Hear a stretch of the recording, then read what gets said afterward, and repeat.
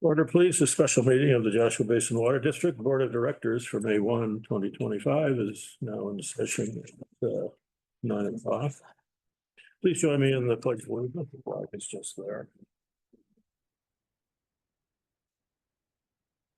I pledge allegiance to the flag of the United States of America and to the republic for which it stands, one nation, under God, indivisible, with liberty and justice for all.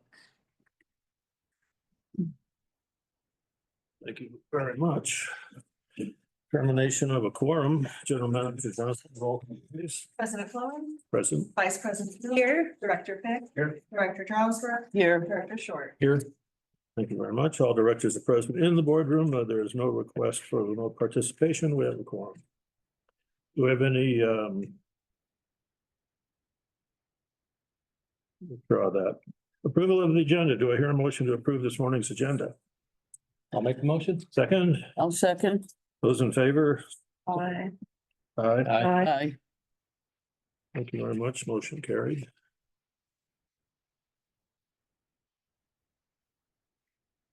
Public comment time.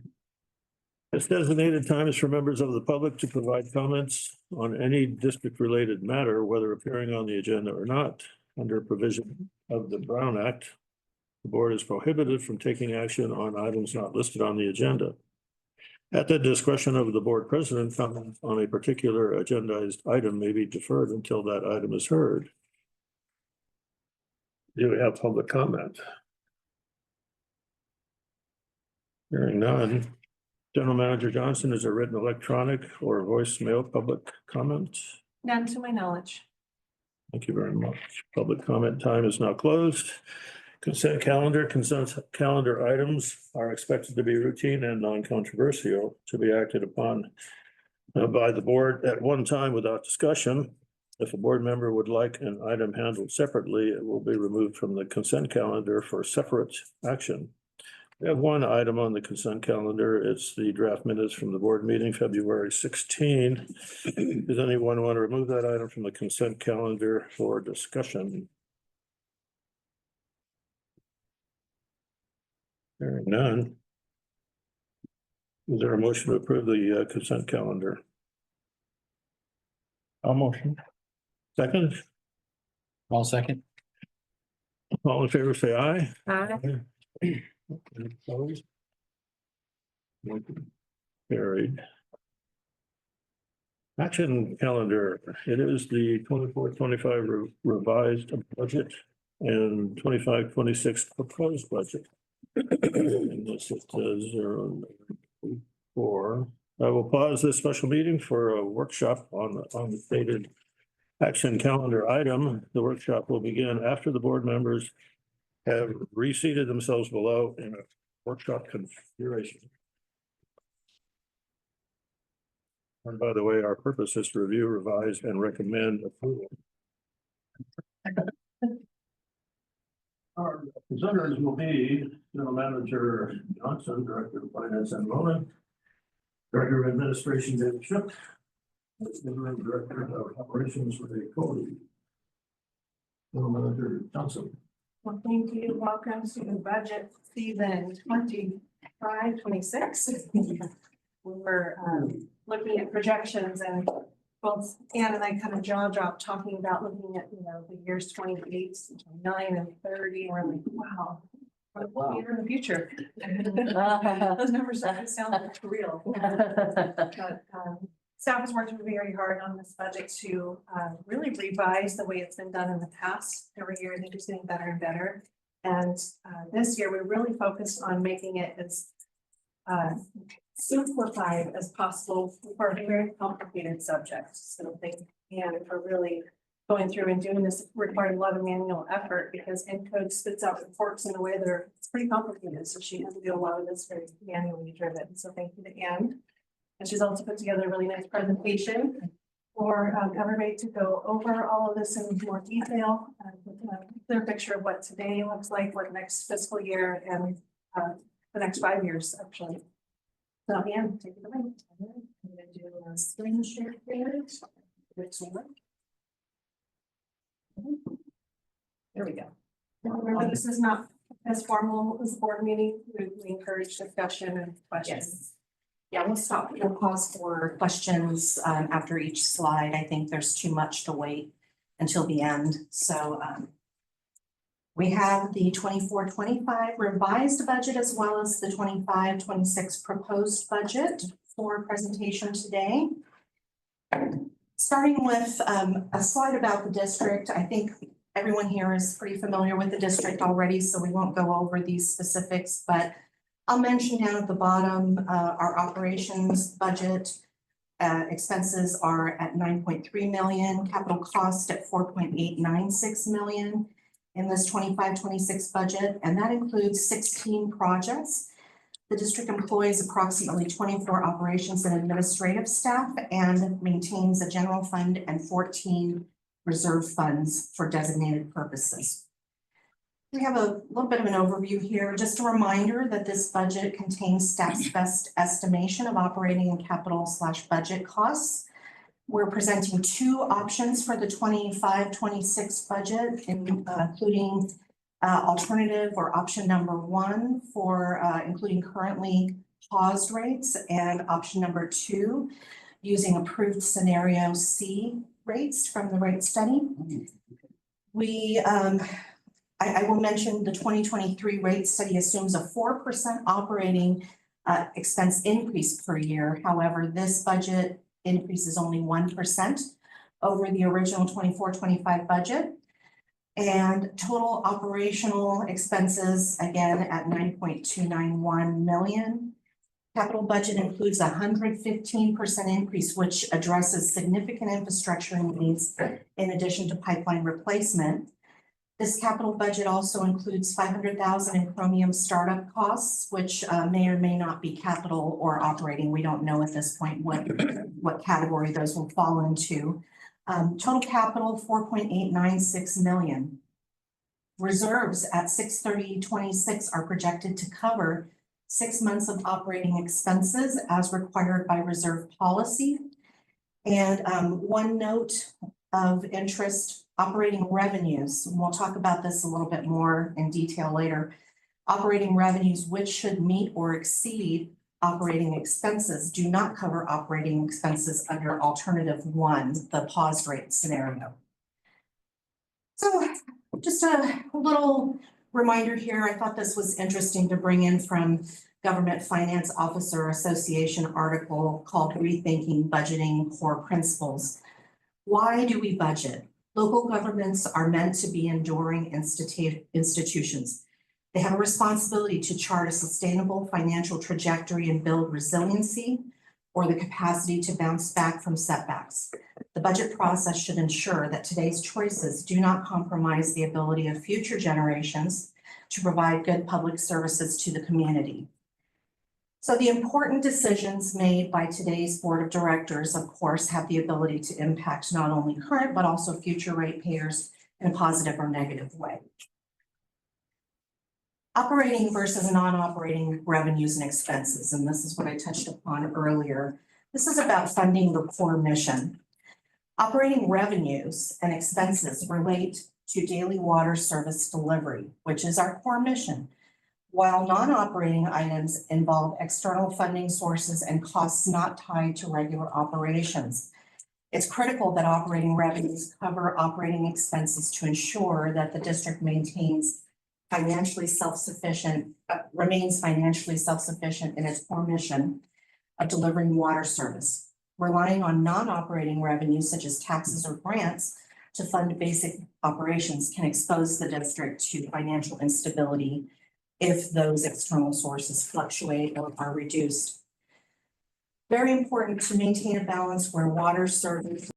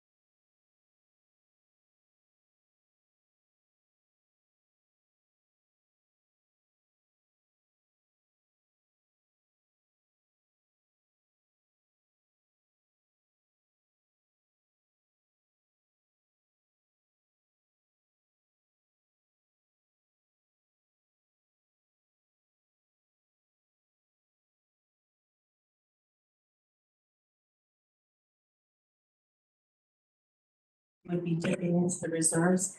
And under alternative number 2, $45 that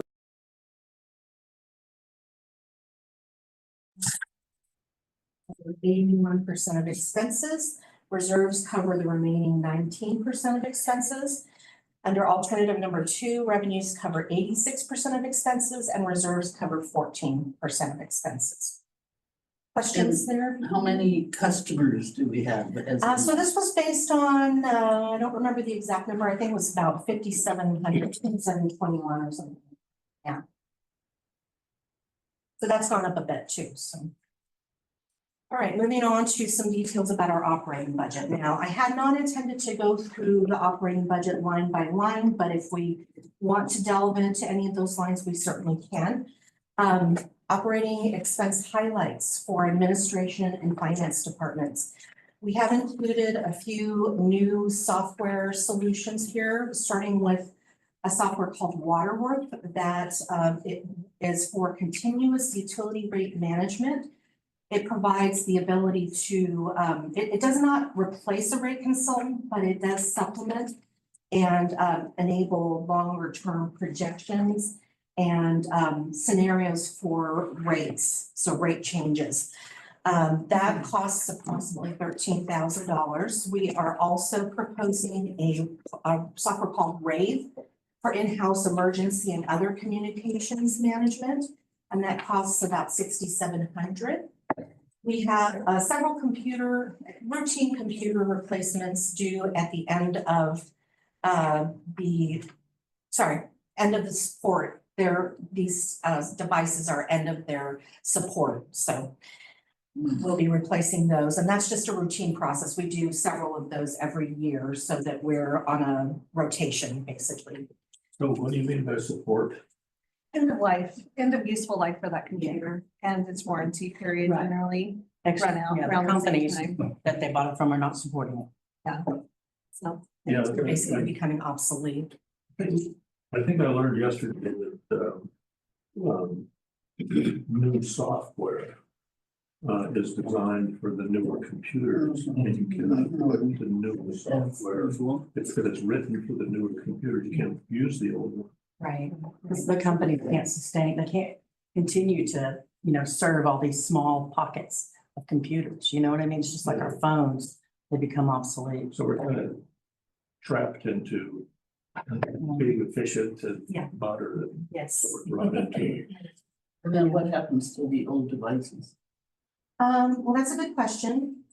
Are we, we're going to start surplusing them on gov deals. We're gonna try that Okay. to see if that works, but first they have to be wiped completely.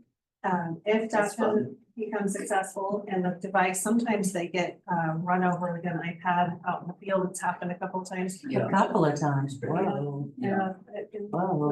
we handle that appropriately, but it has happened. Wow. There's been an iPad that's put in a dash and it gets hot out there and they warp. So we know, Oh. of course, staff has been trained and brought up to speed on how important it is to be very careful with them. And I say a couple times over like a 10-year period, so it's not common. So it does happen. Did they back over? Did they go forward? Well, over? in their case, they had set it on the tire as they were bending down to do something. Oh, yeah, well, I could see myself doing that. Yes, so, it's- I lost a Kindle putting it on top of my car, and then my granddaughter found it in the street later. Oh, yeah. It happens. So we It does try happen. really to enforce that the importance of taking care of the devices, but it does Yes. happen from Yeah. time to time. And those, of course, we can't surplus those out. Yeah. Yeah, but- And they don't recycle anymore, really. Well, David? better. No, what we're trying to do is limit how many new devices that we're purchasing and upgrading from Windows 10 to Windows 11 first. For all the computers that are. Not 11 yet. able to do that. And 10 is gonna be discontinued. So we're trying to do that first to minimize how many new devices we need to purchase. What is the useful life of these computers? Our warranties are currently 3 years, but we're gonna be moving that to 5 years to try to minimize that further. Oh, okay. That's good too. But a computer that gets used a lot, like Ann's a high user and a user, they tend to about 3 years, they start bugging out. Really? Computers just don't I've seen Sarah's machines very. It's Planned obsolescence. It Yeah. is, so David has a list that he manages of all of the devices and he follows the warranty period and how long that device has, and then he plans each year in the budget, how many devices are due for replacement. Airlines, what computers are they? What line? Typically they're HPs. We do have some that are those. All the desktops are HPs. They've been working fairly well, aside from some super users. HP. All right, and the final thing, point that I wanted to highlight here from our operating budget. And this is something that we've done now for 5 years. This will be the 5th year in a row that we intend to prepay the CalPERS unfunded accrued liability, which is called an additional discretionary payment. And you may also see that referred to as ADP. And that is in the amount of $39,930. And that should save us in the range of about $158,000 in interest over 15 years if we're able to keep to that payment schedule.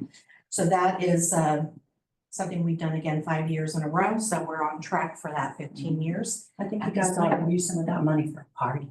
I'm always like that, talking about the parties. All right. Bring the chili. Oh, yeah. I'll bring the chili. Any questions on those items? Where does that money come from then? To pay down the, Just from the general, general funds. Operating expense reports and studies. So if you recall a few years ago, they are now operating costs, just as a reminder, that is per our auditors. And so it's not my favorite thing to have those in the operating budget because it does tend to show a lot of fluctuation in the operating budget as those reports and study means. Yeah. And what I have here on the slide is all of the state mandated reports shown in green. And we have it for 24-25, the top row, urban water management / water shortage contingency plan at 15,000. We have the cost policy, 8,500.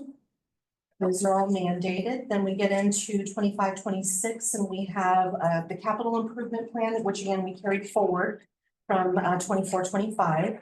The fee study, 20,000, and that fee study, I have a little more information for you on that if you like, but those fees exclude the water capacity and meter connection fees. We've addressed those. However, we have not addressed other types of fees such as fire flow meter quotes, after hours fee, broken locks, etc. We have about 24 other fees that exist in addition to the meter connection and capacity charges. We have included the spill prevention plan at 30,000. That's a mandatory state mandated report. We have the emergency response plan at 30,000. Again, state mandated, and we have the USGS groundwater study for 150,000, and that was the board requested. I think there was actually something about that in the strategic plan, if I remember correctly. so we have a separation USGA is this total report studies and plans, is that including the USGA thing, or are they actually separate? They're listed in 2 different places. The USGS report is in the reports and studies section. Yeah. Are you referring to on the summary page? What page are you looking at? 14, expenses, summary, it's got the total report studies and plans. Yeah. All the way out to 25-26, it's 275, which is 510. 200, the 275, I think is, yeah, I skipped the line. yeah, it's the 510,000 and 25-26 for report studies and plans, and that includes the USGS groundwater study. It does. And then we also have another state mandated report, the AWIA Risk and Resilience Report. Don't ask me what AWIA stands for. American Water and Infrastructure, Infrastructure, Act. something like that. Oh, I won't swear to it, but. infrastructure. Any questions on the reports and studies? So that the emergency response plan, is that done every year? For 5 years. Every 5 years. It's updated annually, but there's some pages in it that are updated annually, so we're on top of it. And then every 5 years is a total rewrite. Okay, so that one is a small one. That's a total rewrite. The annual ones we do in-house. The 5 years, Arizona? we have to find a consultant, so we'll do an RFP and find a consultant to write the plan. The urban water management plan, I did want to point out that when we did that last time in 2021, that plan was several $100,000. I remember. Yes, this 15,000 is partnering with NWA. They're taking the lion's share of the All right. cost. And we're gonna be able to do a regional report and working with the engineering firm Zangero. So it's a really great way for us to save a lot of money, obviously, but to look at water from a broader One picture. water. And then we also will have a portion of it that's just specific to our district. So we're gonna get to see both for a much reduced cost. That's a substantial savings. Substantial. I'm talking about the 15,000 Yes, in this fiscal year. yes. Yes. Yep, NWA is taking on the lion's share of that cost. On some of And these, partnering with about 9 agencies. Sorry. on some of these, reports, like, or, like the administration thing, there's a revised date on page 1. Where's the level of minor amendments to that compared to, like you say, a major rewrite? I'm worried about using some of this information in some of these reports, and the report is not contemporary, the one that I see on the website, because minor ticks are made in these things here and there as opposed to, as you say, a major rewrite. So I think the only one that gets those revisions to the degree you're talking about on this slide is the emergency response plan. That one is not published online because it contains a lot of, Same stuff. yeah, not secret, but confidential information to the district that could pose safety hazard. So Lisa's actually been taking care of that each year, and she does a cover page showing when it was updated. And the updates are small. They're typically staffing changes, contact information changes, Case of nerves. those kinds of things. They're relatively minor. They're not fully, if we had a new piece of infrastructure installed, that would get added. So they're not major. And she indicates that on that front page, the date that it was done. Thank you. You're welcome. All right. So one thing we wanted to touch upon here, we mentioned this last year as well. We have a pipeline loan that Sarah and I missed a spot there with the old name. So we are referring to what was previously known as the CIRP program, now as Pipeline. Can I get a little bit of applause for the name standing up? It's gonna be a task to get that out of everywhere that it's touched, so. Right.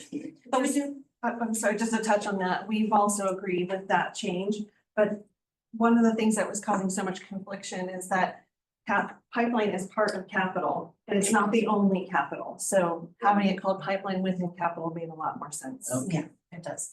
And so in 2018, the district took out a 15-year loan for $3,010,000 to implement that pipeline replacement program.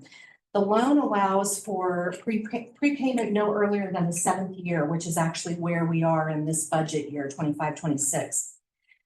So if we were to prepay this loan at September 12th of 2025, the amount to prepay would be between 1.85 million and 2 million, including an early payoff premium. But we would anticipate a net interest savings of about 292,000. However, as we did last year, General Manager Johnson and myself have discussed the possibility of early loan payoff to save interest, we, unfortunately, we recognize that prepayment would require dipping well into the reserves and reprioritizing existing revenue balances, reserve balances.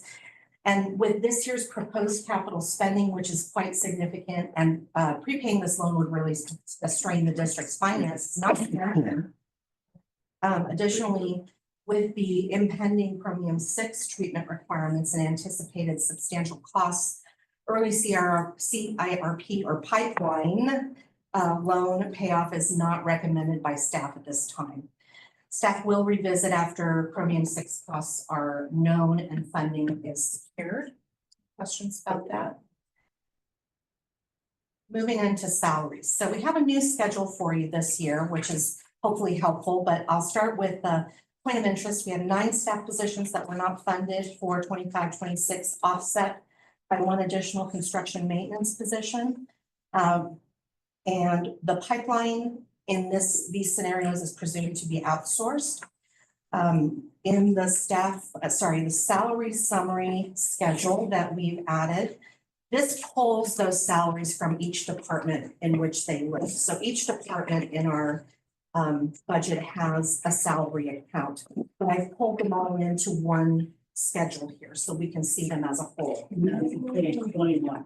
Page 21 of the agenda packet, and yes, that is the summary. Now, again, these salaries come from various departments and including through production, through pipe salary, and we have other benefits that we're highlighting on this summary page as well.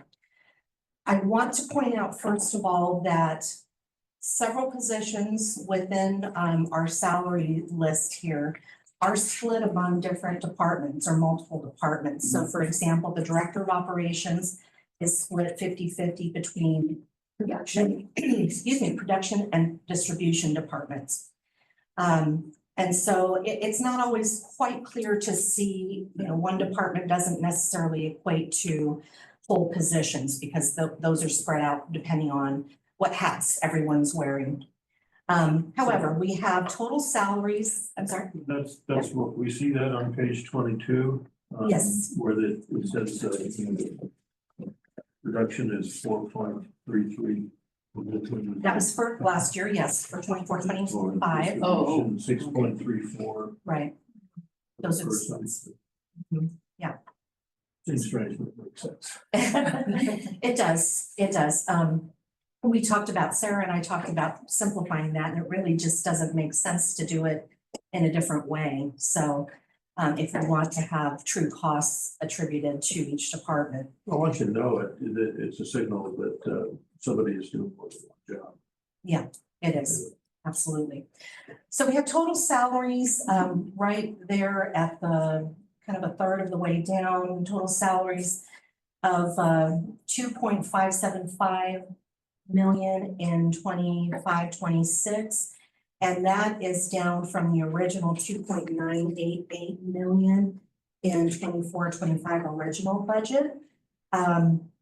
There is a compensated leave component to salary, which is in salaries and it's in benefits. And so I've had to make an adjustment here. You'll see that what I've highlighted there in the kind of the tan gray, whatever that is. Okay.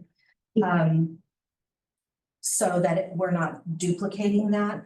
But in total there, when we add in the compensated leave salaries, total salaries and benefit salaries were reduced by $473,394 between the 24-25 original budget and the 25-26 budget. And that's 18%. We also have our section here with other benefits at the bottom, and that's where the compensated leave, I left it there because I want it to tie to the allocated department from which it comes from, but we want to adjust it so we're not accounting for it twice. The total of other benefits, $1,747,000, and including the allocated benefits adjustment, $1,347,000. For a total salary benefits and other benefits of $4,322,000, down from $5,246,000 in 24-25 original. And that is a reduction of $923,578, or 36%. So you can see that comparison. I think that is helpful, hopefully. And also just note here that the full details of the employee compensation package will be coming forth in June as well. Any questions on? Yeah, on the outsourcing, is this a temporary thing? Are we gonna return to fielding a team of our own? That's a good question. That's a great question. So as you know, right now, we don't have an in-house CIRP team. And pipeline, thank you. It's gonna take a little bit of time. It is, Vernacular. Yes. Yes, we don't have the in-house. For fiscal year 25-26, we have been doing some preliminary research to find out how much the cost is externally versus internally. Internally, we're finding with the new cost allocation plan, the cost is approximately $150 a foot to lay pipe.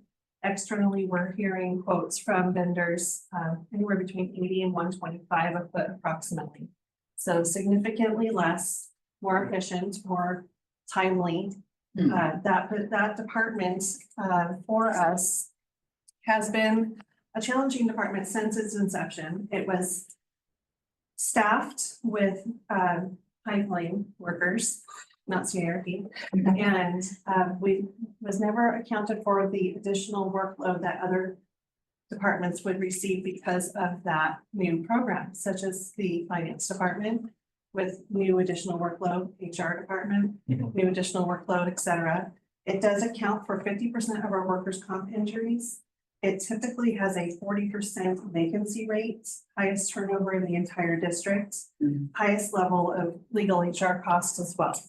So we next year want to test the grounds and see what it looks like outsourcing this program, and then the following year make a decision. This is something that will have to be discussed periodically. It's not been evaluated since its inception to see how efficient and what the costs are. And so we're finally taking a really deep dive, close look at it. So that answer will have to be probably next year after we test the grounds and see what it's like to do external pipeline replacement. And what we are finding too is districts typically our size do not have an in-house program. It's very, very rare. It's very challenging for this small firm to manage that program. It's a big program, and we have a lot of other items that were kind of getting shifted off of our core functions because of that program. So we think that it's really good to look at it externally next year. David, I'm gonna ask, when was this created? Roughly 2019 is when it began. The inception began a little bit previous to that with some of the footwork, but the staffing started in 2019. So 6 years.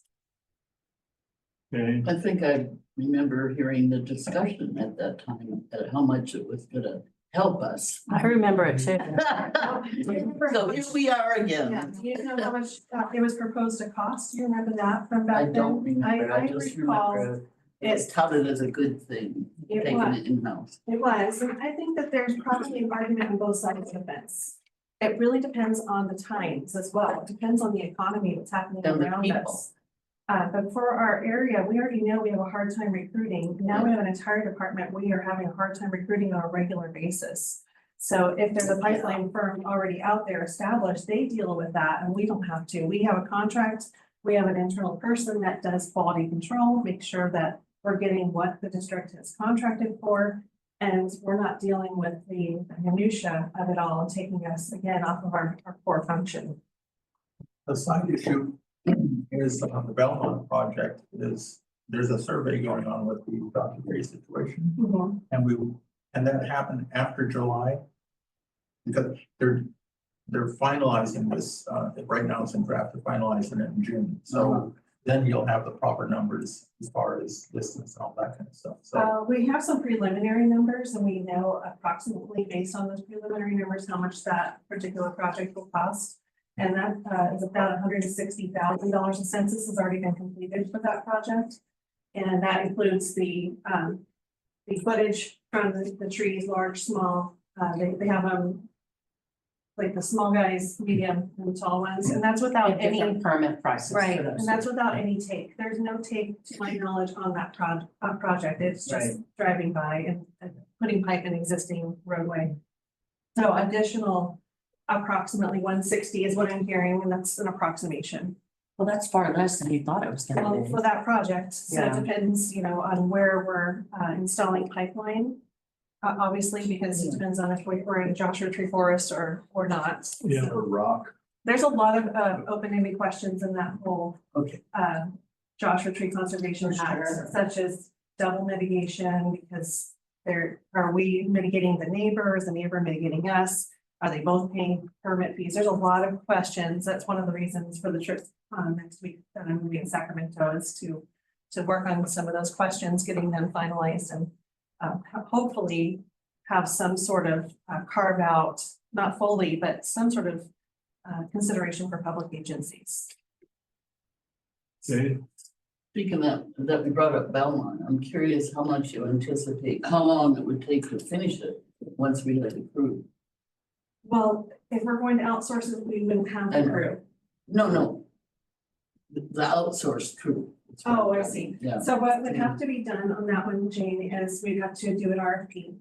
And yeah, because the project cost is So it's all so gonna- expensive, you put it go through that down for a process. while. Yeah, it would take several months to Yeah. get that going. But once installation begins, from the time that a contractor is selected and installation begins, what, do you have an approximation? Well, phase 2 is 14,000 feet, for a couple, 2-3 months. Potentially just for Okay, that. could be finished in this fiscal year, then you're, the one we're talking about, the That's the new goal budget. for phase 2, 25, 26. 25. Yeah, that's what, okay, Yeah, okay, that's one thing that interesting too. contractors, the quicker they get it done, but not Right. sacrificing quality, that increases their profit. Sure. Right. Labor costs, so they're driven, So that's another, I think, positive aspect of outsourcing. absolutely, and in-house crews can be very efficient, but what we've seen, or I've seen over the years, there's always a swing in the industry. Depending on the economy, where it's beneficial to work for a public agency, a private company, where the, some of the workers can make their money. I've seen that over the years where it was very easy to establish a pipeline crew that was efficient, and I've seen it where we struggled. So that, that there's a shift every so many years, and that's why it's important to evaluate it time to time to see where you're at, whether it's more cost effective to outsource or keep. because that part, I appreciate that part where there's with management here, there's a certain level of agility. Where you do something because it seems like a good idea at the time, and then you implement it, and if it doesn't look like it's fulfilling its Yeah. expectations, you don't stick with it. You jump to something else and try that, and if that doesn't work, you refine or go to something else. It's this idea about where you cling to something, even though it's wrong, so that it doesn't look like you made an error of some kind. I dismiss that. I think that's ridiculous. You do whatever works, but keep moving. Period. I think it makes our job as a board more interesting, actually. Well, and then back to the original, that question I asked, do you remember how much they proposed it would cost back then?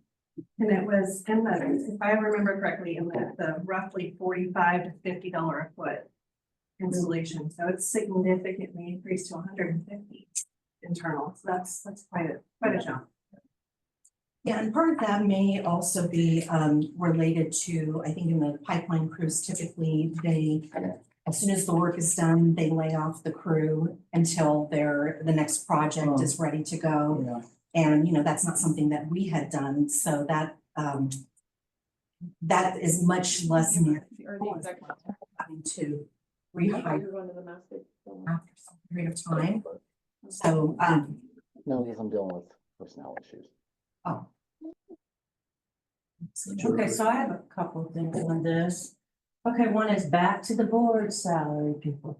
So you see the 54,000, see if it comes as an increase. So I was just at that, page 21, Okay. still the salary page. So I was just at an ASD CSD meeting, and I have to say, I was kind of humiliated when I told my colleagues sitting at the table how much I made. And they all kind of looked away, and then I said, well, how much you making? Well, 450, 300 per diems. And it's interesting because we're always making the argument that the staff here is paid in an equally high salary to compete with people around here. And our job is the same as those people that are being paid that much. I just want to share that. What meeting was it? The ASD, CSD. I know, what is that? It's the dinner we go to. That's the- Association, San Bernardino County. Yeah. Oh, That one, okay. that I dinner, missed yeah, on the it. Monday nights. Anyway, it was just, yeah, just, I was Their familiar. board you're talking about? Not their board, no, just colleagues. Oh, Yeah. we're on board. Yeah, Okay, right, okay. yeah. Mhm. Anyway, I'm just saying that we always make that argument that we pay people here to compete, and yet we're like, oh, we don't need any money. So anyway. I propose a name change to that meeting. Please. I propose a name change to that meeting. Oh, yeah, I agree. Okay, and then what's the other thing I was gonna say on here? Oh, it had to do with the people. Well, I just want to, so would we be getting rid of equipment if we're not, okay, but that would come in the future because we're just gonna evaluate in 25, 26. That's our recommendations to keep it for this year. We have budgeted a maintenance for that equipment for this year, so it can be maintained. And then next year reevaluate. I mean, it's also a question Yeah. to I talk want a about. petty bone though, if we decide to get rid of it. Well, it wouldn't be 100%. Some of the equipment. No, I know, But it- all right. Okay. Yeah, we love our petty bones. I know. All right, any other questions here? We'll move on to, we're not quite through salaries yet. There's a comparison here, which is also on page 22 and 23 of your agenda packet. On the left is the 24-25 original salary payroll budget. And then on the right here in my slide, we have the 25-26 original payroll budget. And the main thing I want to draw your attention to, net 8 positions eliminated, or sorry, 9 positions, I think. A net of 8. It's a Is that net of right? 8. Yeah, okay, so that's wrong. Net of 8 positions eliminated. And salaries and benefits here, what's important to look at is what I have in the red at the very bottom, which is hard to see because there's so much on this page, but on the slide, at the very bottom, you'll see. Okay, it's highlighted in yellow on your agenda packet. But we've gone from 48.5% as a percentage of revenue down to 35.39 under alternative 2, the approved rates, or 37.48% under the pause rates. So that is a significant drop in the percentage of revenue, which is a good thing. So we also highlight on this page the positions that are unfunded, including the office assistant, purchasing and inventory technician, and the second accounting technician that was proposed previously. We also have the CIRP, the 6, and there's the name again, it's coming back to haunt me. The 6 pipeline positions as well that are unfunded. And we saw the totals on the previous page, which are the same totals that are on this page, salary and benefits. Any questions there? I'm sorry, I want to go back to the previous page, just when we don't have to turn to it, but just when I remember the other thing I wanted to say. I remember Jeremiah sitting here and telling us that some work that they were doing, that they saw very poor work that had previously been done by contractors. And that concerns me. And I just wonder, what kind of oversight are we going to be able to have to make sure that doesn't happen? And I'm talking about somebody who stays there the whole time and watches things. You want to speak to that? Yes, I think you're referring to the annexation of Copper Mountain. Yeah. What we've seen there, that's a modern pipe, right? That was installed in the time where they were using the C900, the PVC pipe. And it's apparent that due to lack of oversight or lack of inspection, there was some pipe that was installed properly. where the joints, where the pipes are put together are either overstabbed Yeah. or understabbed. Overstabbed, they can break over time, understabbed, they deflect and leak. So to your point, yes, that would be an element of concern, that how do we manage the inspection? The good thing is that we have qualified people in-house currently that have pipeline experience that could do the inspections and coordinate with the contractor to perform that task. But it is very important, to your point, to make sure that we're getting that quality product, and we don't accept it, the job, because at the end, the district will accept that. And we'll just make sure that, you know, all the things are in place that we, otherwise we don't accept the project. We wouldn't have somebody standing there the entire time, but we would have certain check-in points so that it, before it's covered, earth is moved, that we're having a full inspection process. I'm sorry, they may work on Fridays, and remember, our crew's not here on Fridays. But we would make sure that we have a proper check-in process. It builds into our contract, so they would have to be responsible for what our expectations are. When Director Short and myself went out into the saloon project, which was just a few hundred feet, I can recall that the whole pipe, they were almost done, but the whole pipe is still exposed until we can actually see. That overstabbing thing, I don't know if everybody knows what it is, but it's the connecting the belt end of the pipe with the nut belt end of the pipe. They're not glued. There's a rubber seal there, and it allows for expansion and contraction of the pipe over time. And when that pipe is overstabbed, it's up against the end of the bell. And if the pipe wants to expand, there's no place to go. And eventually, correct me if I'm wrong on that, eventually the pipe can literally explode. And I've seen those things at some of the leaks that I've gone to. The pipe is literally exposed. It's that overstabbing factor. There are marks on the bell also. Is it on the bell? Spigot. On the other end, Spigot. where there's kind of like a target area about yay, and they got to insert it up to there, which is a kind of an art, you know, in a way. If somebody either has a, are we still physically flinging that thing in there? Depends on the size, 6 to 8 inch, you can typically do by hand. Anything larger, using equipment to put into the hole and stab it with the actual. So it depends on the size. That's the craftsmanship factor that I've seen with the contractor people. Most of all. And that's pipe that's been in the ground for a while too. Sounds like you're the perfect candidate for inspecting. I know a lot. So, Look at, He's on call. it's a conflict of interest. okay, so these unfunded positions go away, but we still have some funded positions, right? And that would be the inspector? Director of Ops, the distribution supervisor, and it could be even a construction and maintenance person that has been trained to do that. So. Okay, so the director of operations been reassigned to production distribution, so that would still be Correct. under pipeline, okay, I mean with pipeline. And there would still be some in-house pipeline work done. There's one budgeted in this budget that you see before you. Okay. Some smaller projects would still be done, and that keeps people very skilled in that as well, so that we have a lot of people that would be eligible for inspection work. I do have a question on what we call the approved rate. Is the approved rate, okay, we put a pause to it between January, February, March, April. We're now in May.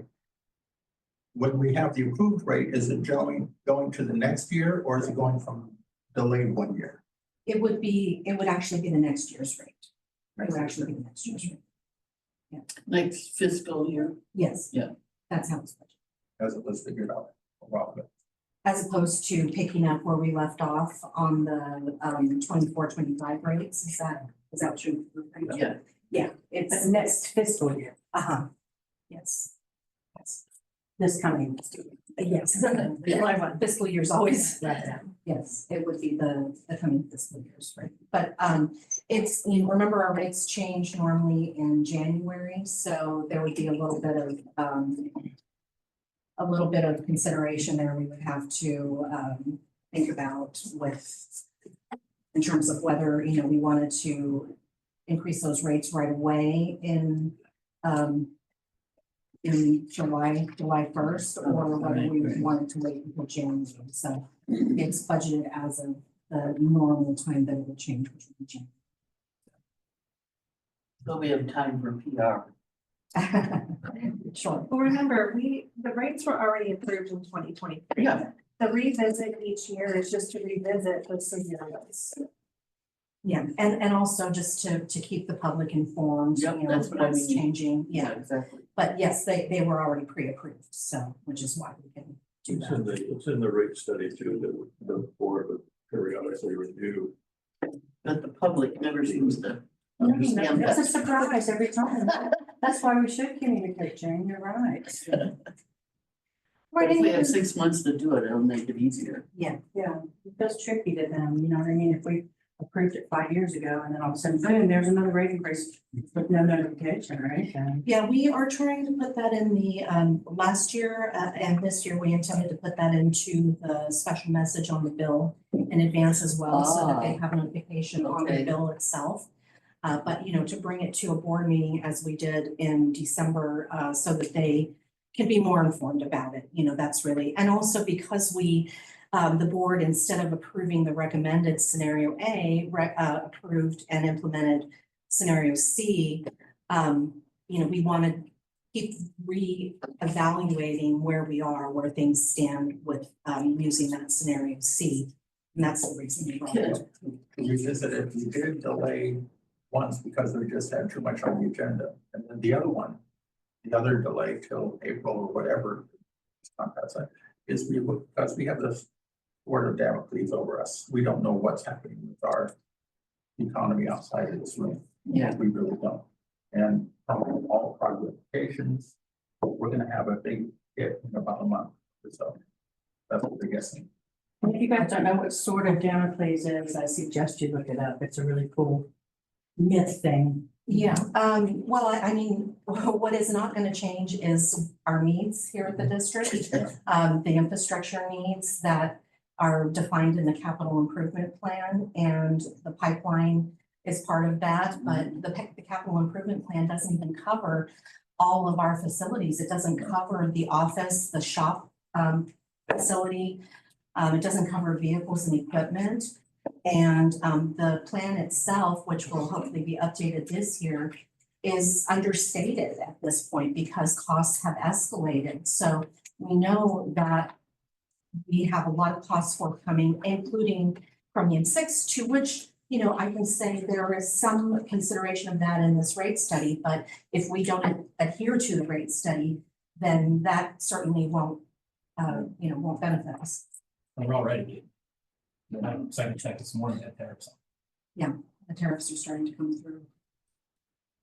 I've got a letter here from Alex Handlers. He did a rate study and which the board approved. This was the last one. It says in the second paragraph, the proposed rate increases are needed to provide adequate funding for future operations, rehabilitation and replacement of aging water system infrastructure, help fund construction and operation of new Chromium 6 water treatment facilities to meet pending new state regulatory requirements and keep up with the cost of inflation. So we approve this, all right?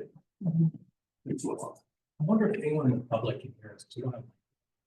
I don't know, I doubt it. I told you guys when I watched the video, it was hard to hear us up there and Oh, we yeah. have microphones. I mean, there's a microphone here and there's Okay. she can hear you. Jeremy can hear us. She feels Oh, so good. okay. That's what we're. Thumbs up. Thanks, Jeremy. We know who Jeremy is, by the way. I'm not sure. Jeremy, these workshops are informal. And if you have anything to say or offer an opinion or a question, just yell or something and we'll recognize you. You're encouraged to do that. Okay, so, you know, this is a lot coming at us, and, so I'm just trying to understand, so would the rate increase be what percentage increase? Well, we would get back on track with the rate increase that was, or the rate study that was adopted, and that was a 9% increase.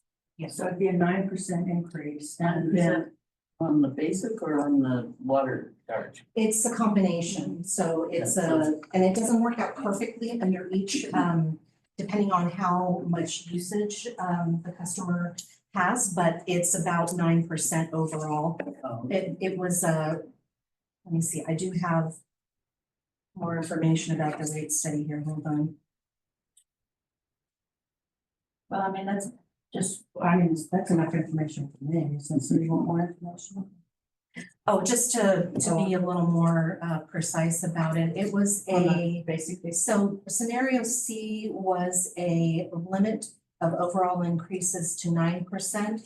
And that included limiting fixed rate increases to 5% per year. That's what I was, Right. remember that. Right. so it can be 5%. I fought for that. No, that was the fixed portion of the bill. Okay, the So basic the fee. basic fee was limited to a 5% increase, 5%, okay. yes, but Yeah. overall it was So not. we're gonna do a 5% increase to the basic fee and a 9% increase to the. Or 9 altogether. Oh, no, together. Yes. Okay, got it. Okay, thank you. Uh-huh. All right, so, but then I saw somewhere in here that in the approved rates budget, or somewhere it was written in the narrative that it's only an increase of 1% in spending. Is that right? Is that what I saw? Yes, between the 24-25 original budget and the 25-26 proposed budget. So we're gonna get a 9% increase in revenue, but we're only gonna do a 1% increase in the budget. Well, the budget, remember, we're dipping into the reserves almost $5 million. Right. And so that is partly because of that, because we're at paused rates. Even the rate study does not assume enough for the capital improvement plan. And so, you know, if we were implemented at scenario A of the rate study, we would be closer to being able to meet the needs of the capital improvement plan. But remember, that plan was from 2016-ish, and so those costs have increased since then. We'll get to actually Okay. a lot of this Okay, thank you. when we move on, I was think. just trying to get that. But please re-ask your question Okay. if we don't address it. Another thing to consider is just this budget for 25-26. We did a lot of careful budgeting to ensure that we kept the increases at a minimum because we weren't sure where we were gonna end up with the rate increase. So we had to make a lot of concessions in this particular budget. So do we need a pause here, or that would be up to President Sloan, I think, but I did put in a slide in case anybody needs a break, so Oh. are we okay to move on? I wanted a little quick follow-up on what was gonna go on the new bill. You said that you would be able to make announcements on the new. We have a special message section in the bill, and so that's something we put in there in December, I think, of the Yeah, I've year been reading prior. it. I don't know how many people do. And Yeah, I'm yeah, wondering right. if it would be possible to do an insert when we do something important. Is that It's possible. We talk about it, it's always so possible, expensive, and like it's- $6,000. $6,000. Oh, okay. See, I remember the amount. Yeah. It's pretty Yeah, I crazy. remember talking about it, but for something that's that important, I don't know. Well, to do that every single year, because the rate increases every single year, that's $6,000 extra a year that has to get paid. Just to put that piece of paper in there that typically just gets shredded anyway. But there's other ways we can do it. We can put it in the newsletter, we can put it on the bill itself. We can do an email blast. There's a lot of ways that it can be done. We Okay. put it on social media. You see David's But we social haven't media changed the going time of the crazy. meeting on the bill yet. Still 6:30. I think David just updated that. Oh, did you? You get a raise as far as I'm concerned. Just gotta change it. All right, Okay, sorry. One I don't think we need an intermission. okay. One more sentence or two here. These increases were designed to take substantial steps in the right direction. With the understanding that significant additional rate increases would be needed to ultimately support the district's operating and capital improvement funding needs, including providing adequate funding for replacement of aging infrastructure. And anticipated Chrome 6 treatment. So what I get out of that is that we're in a process of getting our rates to a certain position to where we could really do large things. And we argued back then, as I recall, that we weren't gonna suddenly raise the rate 25 or 30% or something, which we needed right away, evidence alone to start Saddleback.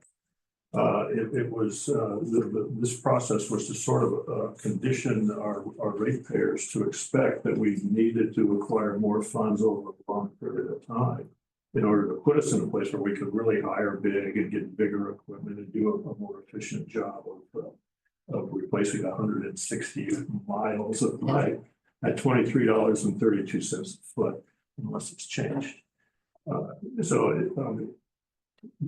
You can't, by saying for this is you can't judge the length of a train by just looking at the engine. You got to look at the whole thing over a long period of time. This is the second phase of these rate increases. We started whatever, 2018 or something like that. We started doing this. Oh. I'm reading from Alex Handler's letter here again, and so the idea that we got lots of dough right now isn't something that it's good, but it is only a step in getting us to an eventual rate that allows us to do the things we want to do. We can't just say, oh, we're going to refund or reduce a rate and then turn right around a year later and bump it way up because we didn't bump it up the year before. Kind of, True. All right. I'd like to boost to Capital budget and reserve use. So I'll give a brief overview here of the capital budget and the drawdown of reserves, and then I'll turn it over to, I'm sorry, page 19 of the packet. And then I'll turn it over to Renee to get into more specifics about the. Oh, sorry. Okay, thank you.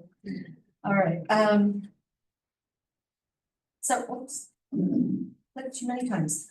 All right, so at the very top, we have our capital pipeline section. This is including Belmont Phase 2 for 2.2 million and 100,000 for center pipe replacement, totaling 2.3 million. And then we have other capital expenses of 2.596 million proposed. And the total of the capital budget, 4.896 million, and that will result in a reserve drawdown for 25-26 with the pause rates of 2.654 million or 1.971 million for the approved rates. And I will let Ray take it from here to get into some of the details. Okay, the infrastructure, E21 reservoir, I believe the board has been briefed on this in the past. This is a reservoir that was built in 1976. It's a 0.25 million gallon or 250,000 gallon welded steel reservoir. The coating has been compromised over the years, which it needs to be recoated to protect the steel from corrosion. What's driving the cost of this project up is the structural needs on that reservoir.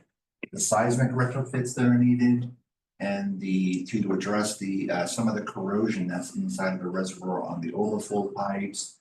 So that's what's really driving up the price of that project. If we were just looking at a recoat, we may be looking at 350 to 400,000, but it's the structural steel and then the quality control cost that when they do the recoating on the reservoir, you want to make sure that the quality control is there. It's a really very technical application for coatings, and you want to make sure it is done right. That way you don't have to go back in there a couple years later to fix some of the imperfections that were done. Well 15 repair rehab. Again, I think the board has some information on this. A couple months ago, well 15 that was drilled back in 2002, staff discovered a pretty bad vibration in the well, which turned out to be some of the line shaft bearings. This is what they call a vertical turbine shaft well, where the motor sits on top at ground level. And in this case, it has about 350 foot of shaft and column that drives the pump that's sitting down at the intake about 350, 380 feet. So To our knowledge and review of the records, this well has never had any rehab done to that. And so when we pulled the well, most of the equipment that came out, tube shafts, column pipe, it's bad, it's all gonna need to be replaced. But when you pull a well, you send a video camera down there and you look at the condition of your casing. The casing is what allows the water to come into the well, and then the pumping equipment takes that water and pumps it out. What we found, which is typical, there was a lot of scaling, because this is carbon steel pipe, not stainless steel casing. Heavy scaling on the internal inside of the casing. So what they do is they do a brush and bail, which basically is a big wire brush that knocks off all the scaling. They take that sediment, they get it out, and then we send the camera down again to look at the condition of the well and the effects of the brush and bail. This was a very effective procedure. So currently, staff is evaluating what our next steps are. The concern is what's on the outside of that casing. We cannot see what's on the outside. If you have the rust and corrosion that's on the inside, you for sure have it on the outside. So there's a process that they can do what they call a dual swab and bail. And they can clean up the outside scaling, not like a brush and bail, but there's a process where they can break some of that out. The interesting thing about well 15 is that there's potential for better water quality in well 15. There was USGS work that was done years ago that implied that there was lower chromium 6 water the deeper you went in that well. So it's going to be very important, I think, for the district to spend some money to determine if that better water quality can be found, because that could save you a significant cost down the road if you don't need the treatment, the capital for the treatment system, and the ongoing O&M. So we're evaluating that right now. To date, we've spent about $69,000. It's a timing issue, whether the well equipment's gonna go back down the well this fiscal year or next fiscal year, but the equipment that needs to be replaced is approximately $175,000. Just for the equipment that has to go back down the hole. So that's just a brief on that well 15. Does anyone have any questions about well 15 specifically? Outside casing, how do they, is it a chemical? There's a process where they have a NSF chemical, which NSF 60 and 61 is just like any kind of water treatment chemical or sodium hypochlorite that they can use that's safe for the drinking water that helps break down that rust. And then they use what they call an airlift, which basically is sucking that sediment through the casing, and then we can discharge That it. was my question, yeah. So we're evaluating that. No decision has been made on the rehab of that. It's a very good producing well. It always has been. Even with the rust that we did find on the well in the first video, it still was producing very well. So how deep is this well currently, and how deep can you add casing to send it down further? So the well is interesting. The well, when it was originally drilled, was drilled to 1,000 feet. And typically when you drill a well, you're looking for bedrock. That's the bottom of that cup and that aquifer. For some reason, they stopped. Looking at the well drillers report, they were still in some clay and sand and whatnot. But then they made the determination that they would complete the well at 750 feet, which means they capped or filled in that 250 foot with the cement. I don't know the reasoning for that. So the completed well depth is approximately 750 feet. The static water level, I believe, is about 375 feet. So you have water throughout that casing.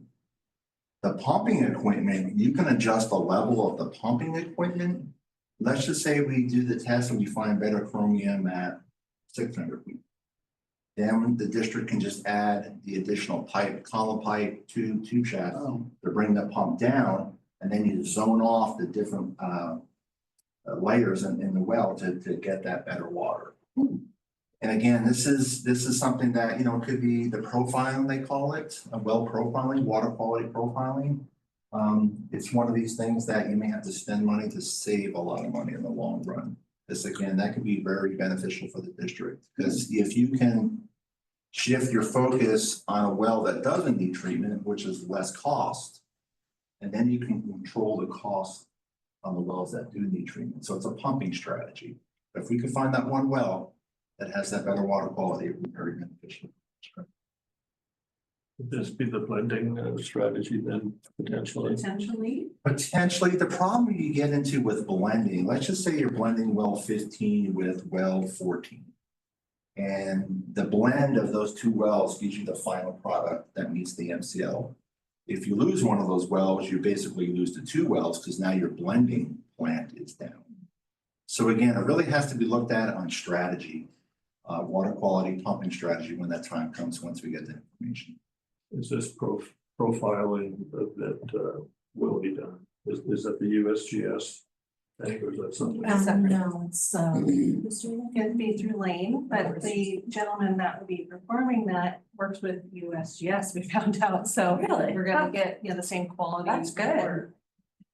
And Are we then, talking to each other? 175 doesn't include the profiling, because that is separate, because it has to do specifically with chromium 6 and water quality. There's actually, sorry, I should point out here for the 24-25, we did plug in 230,000. The other 175 is in 25-26, which is really where I'm focusing and most of the changes are. But yeah, there's 230 in 24-25 revised and 175 in 25-26. Yeah, I know that's a lot to take in on well 15. Is this expressed in the urban water management plan, some of this stuff? I don't believe so. No. I'm curious if we have another potential well. USGS, to my knowledge and what I found in records, that they've done profiling on the majority of the wells, if not all in the past, and all of them, with the exception of well 15, were stable as far as the levels of chromium throughout the zones. So that's why 15 really is interesting on what Okay. the zones, why it's changing there. Where is that well? La Fernie, north of the highway on La Fernie, about 2 miles north of the highway on La Fernie. East of here. Yeah, I figured it's used. A1 road rehab, I think this is a project that's been discussed in the past. This is the A1 is the one water tank that sits up on the side of the mountain. It's very challenging to get up that road, very rocky, very rough.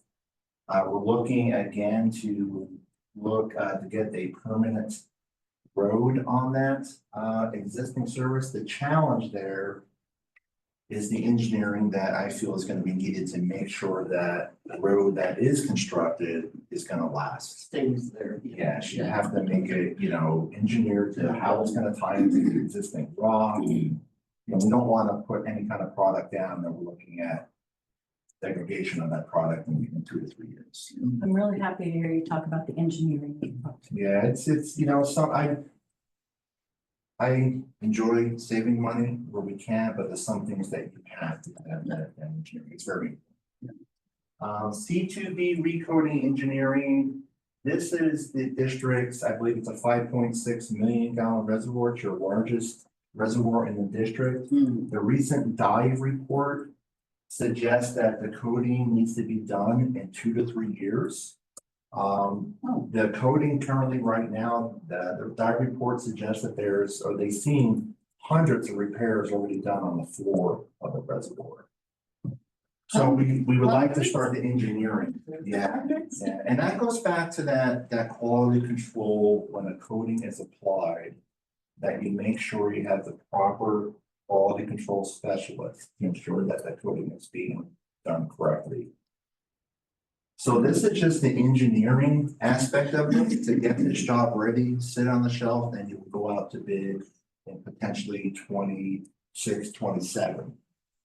And if you were to guesstimate that coating in 26, 27, you're probably looking at $700,000 to $800,000 just because the size of that reservoir. It is a big reservoir, but again, a very important part of your infrastructure. G-Booster electrical panel. This is one of our booster stations that apparently in the past, that vault where the electrical panel sits was underwater. And they're seeing the corrosion happening in that panel. So we have proposed to replace that entire electrical panel, or what they call the motor control center. And we budgeted 40,000 for that. Electrical schematic drawings, this is an interesting one. And we've had some good news recently, but when you go to make a repair, an electrical contractor comes in and we say, hey, can you help us out with the well 10 motor control panel? They ask us where the drawings are, the schematics, the layout of there's some missing. And we would like to get those schematics completed.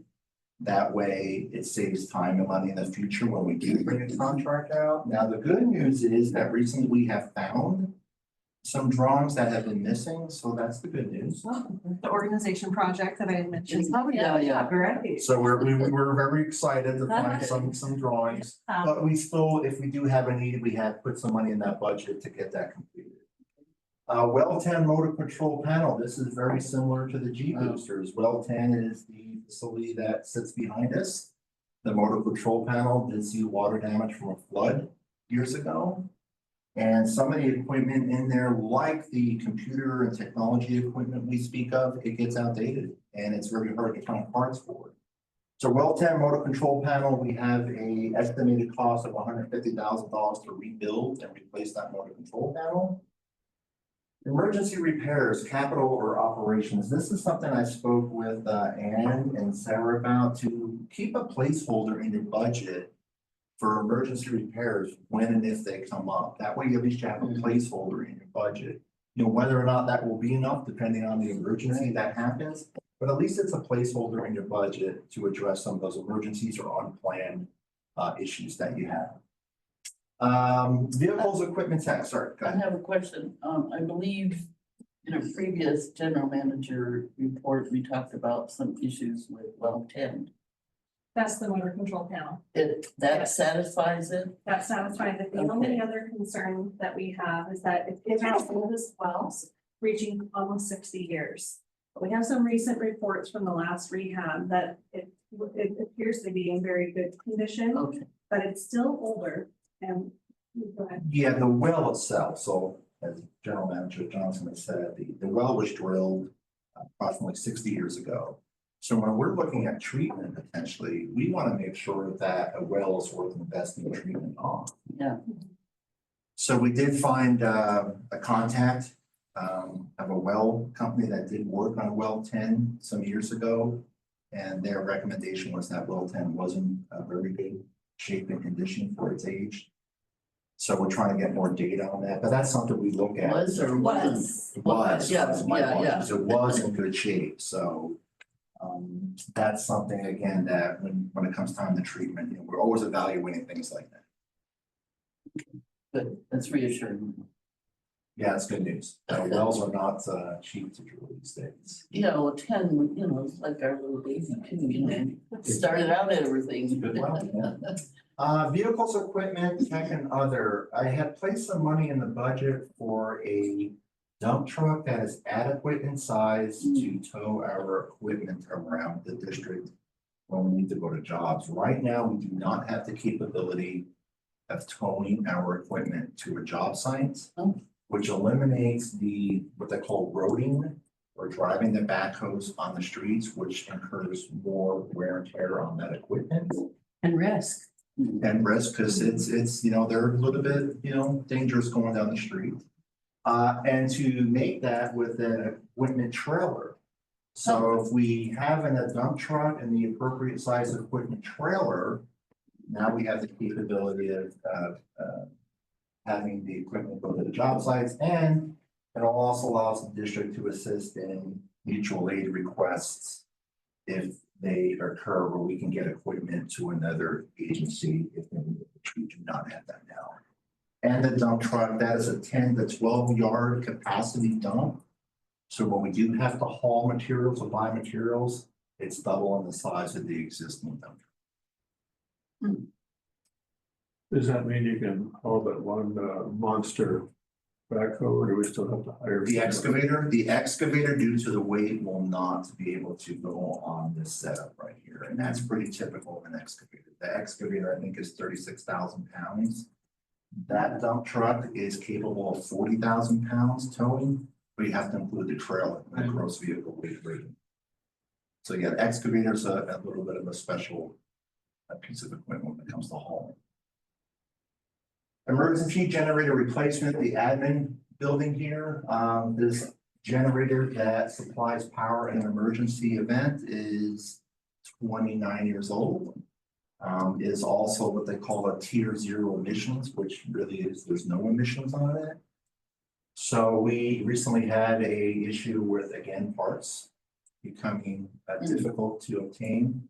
So we did put some money in the budget to replace that 60 kW generator for the office. We did have to use a generator recently, right? We use The that one all the electricity time. went out. Well, I mean, when the electricity went out. Yeah, very important piece of It's- equipment for your emergency. response. Totally.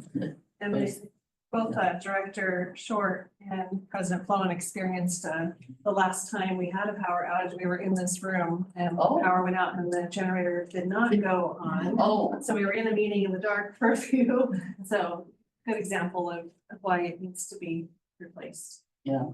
And the benefit of that is that if you have a newer generator that meets the more stringent emission requirements, you're allowed to test and exercise more often. We are very limited on an older generator that the Air Quality Management District limits us on how much testing we can do. So that allows us to also do more testing. Oh, sorry, I'm just using my finger to find things. The laser pointer. SCADA security upgrades. Information from the production department. We would like to upgrade and or add SCADA security at 4 sites to complete the missing security that we don't have at some of these sites. So we put some money in there in the tune of $75,000. Because we're basically starting from scratch at these sites to set these up versus an upgrade of the cameras. These are brand new sites that have to be developed, integrated into the SCADA. And what other sites? Are they wells or? Wells, reservoirs, booster stations, a combination where they Oh. do not have current security. And again, this goes back to, you remember the AWIA, the AWIA is the acronym we call it. This goes back to that, is how you're reducing risk on your infrastructure. This would meet some of those elements also. Very important, yeah. So it all ties together. Inventory cage, I've had some discussions about potentially adding some fencing or a cage to better control some of the inventory in the existing shop. So if we could potentially set up an inventory cage where we can have some control of the, some of the small parts. And that potentially eliminates the need for a whole new building. That's been talked about. Okay. So we think we can make some changes to the existing process of the inventory. Without spending more money. So that's why we put some money in the budget for that. Is it inside or outside of This would be inside the existing shop. We have 3 bays currently that are being used and available. So the thought process of we can use one of the bays or half of the bay to have a cage. And there used to be one there years ago. Used to be some inventory control for that.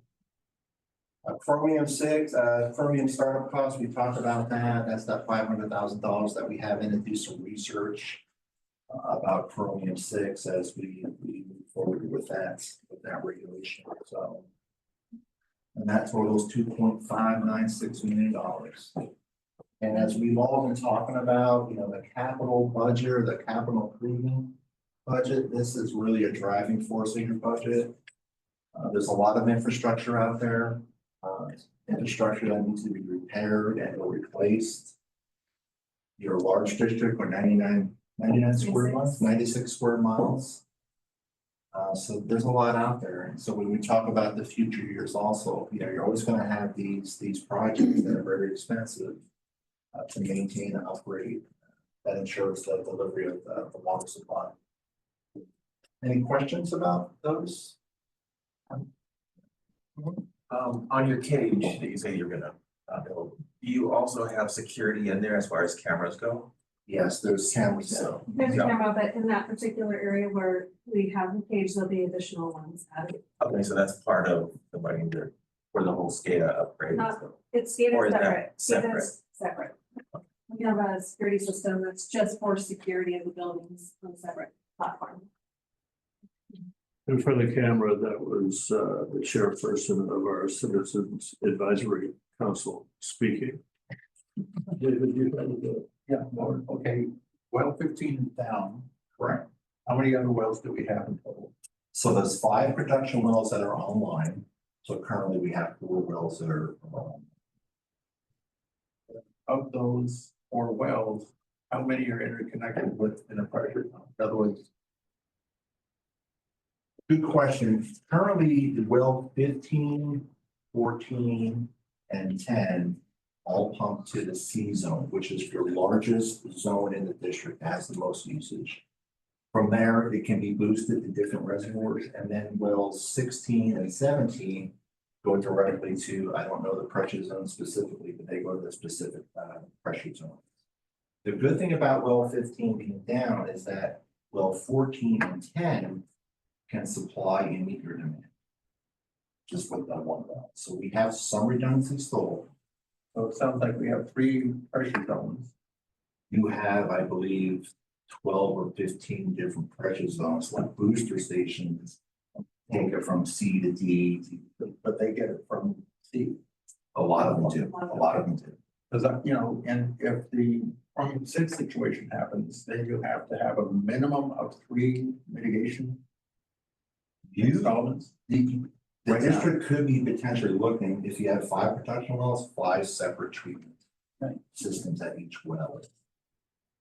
But if it was all connected together, which is probably what Jacob's engineering is probably gonna look at, then you have 1. Yeah, centralized treatment versus on-site treatment is being analyzed. The issue I think the district has is that you're so large and so spread out that the cost to try to do a centralized system becomes prohibitive. And again, if that treatment plant goes down, then you don't have any water production. So there's a lot of strategy to what process you choose. You know, if you have all your wells or the majority of your wells go to one centralized treatment plant, and that treatment plant's down for either emergency or scheduled maintenance, then you lose your ability to produce water. So it's, again, it's very important to look at the strategies of how you want to treat, whether centralized, on site. So those are the things that are.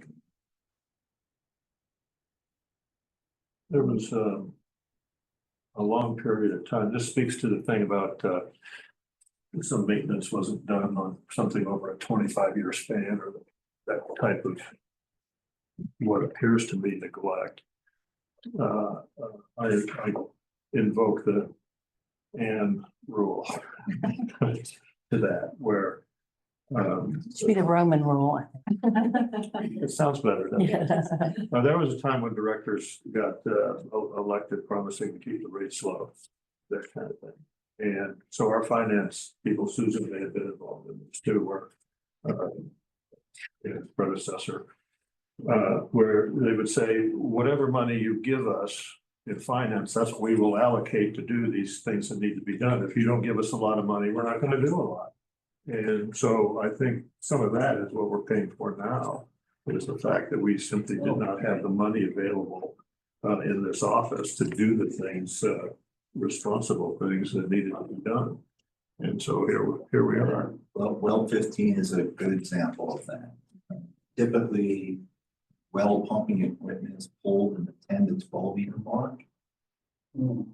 This one here has been around for 20. So to your point, you know, sometimes again, you have to spend that money to save that money and that proactive maintenance. But to your point, you know, sometimes it's hard because the money available and you know the reserves, it's a challenge. It's a challenge. You know, painful one. And the pumping equipment, when they pull the column pipe and the tube and tube shafts out of well 15, they could not get them apart. They had to be cut. And that's due to the fact that it's been around for so long that basically, the threads get welded together. They exhaust all efforts to try to unscrew that pipe. They couldn't, you cut it, and now you basically have scrap.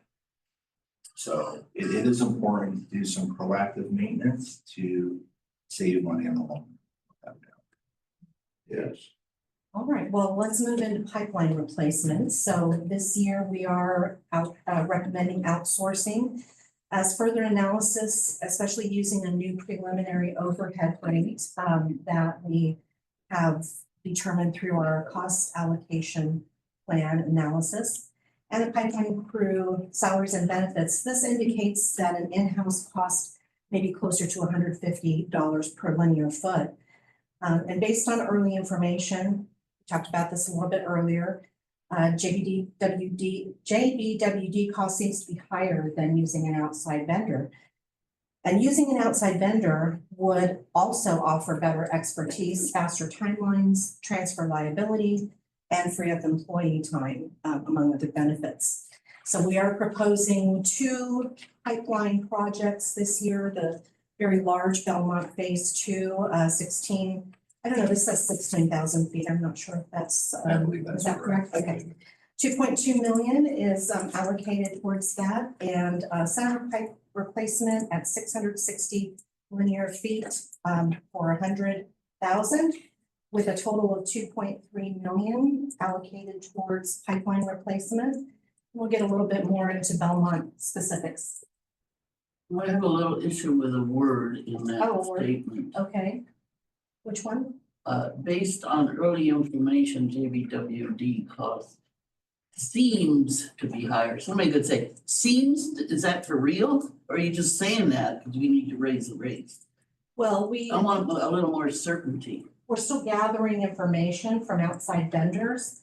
So we don't know exactly what. You that might range say is that gonna if be. you do a public statement. Yeah, So okay. preliminarily, we're finding that the vendors are going to be less expensive, and that's Right. why we're proposing to go Right. outsource. So that we don't I have wanna to be raise the convinced. rates as high, Yeah. because we can do it for a lesser cost and Right. still get the same quality. Yeah, but because we're changing our policy, I want to have a little more firm Yes. statement. Understood. And I understand for our purposes now, we're reviewing this, considering. So, I just, I'm a little concerned about that price per foot. I think this is all beautifully done and everything, and I think you guys have done a great job, and I don't mean to be dabbling in, places where I shouldn't be, but I am a little concerned that,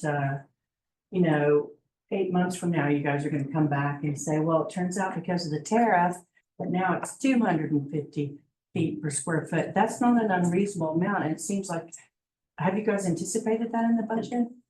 Are you talking about in outsource or? Yeah, the outsourcing, like, so if you're, I mean, is that? Either way, the cost will be, the tariff will be there if we have it in-house or outsourced. No, I understand that. I'm just saying the amount that you're planning on for the contractors to do this, I think might be low. I'm just concerned. I see what you're saying.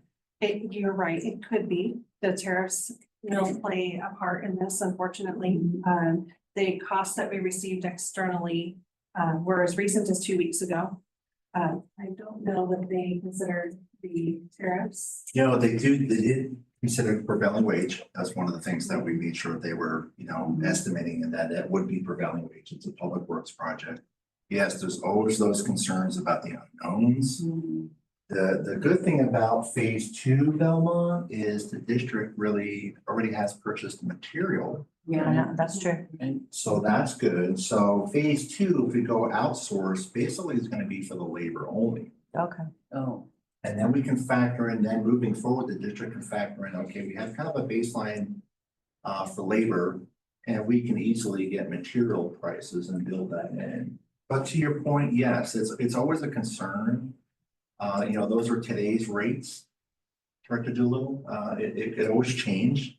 But to General Manager Johnson's point, some of those are going to impact in-house versus outsource. So it's always a concern. I remember, Yeah, that's not abnormal, right? Because something similar happened post-COVID, during Yeah. COVID too. Yeah. Remember, our budget is a planning document that we are giving you our best estimates for the future. Right, yeah. That's a good, I got another question. We just returned that pipe that was defective. Mhm. Do we have to pay a tariff on that when it came back? It's a good question. I don't have the answer for yet. I've asked the question and I'm awaiting the answer. you gotta flesh that out just a little bit. We're gonna do our Where did best it to come from? negotiate it, but I can't make any guarantees. Canada, yeah. Canada, the That's what I pipe comes thought. from Canada. Is that through like a wholesaler or does it come directly from? Comes through Orin, Maine is who we purchase it from, but they use Westlake in this particular situation, who comes from Canada. And when the pipe was picked up, it was brought back to Canada. So I will tell you, we're gonna do our very best to negotiate as best as possible when there's no guarantee. Yeah. And there's other manufacturers for pipe that are in Arizona. Oh, okay.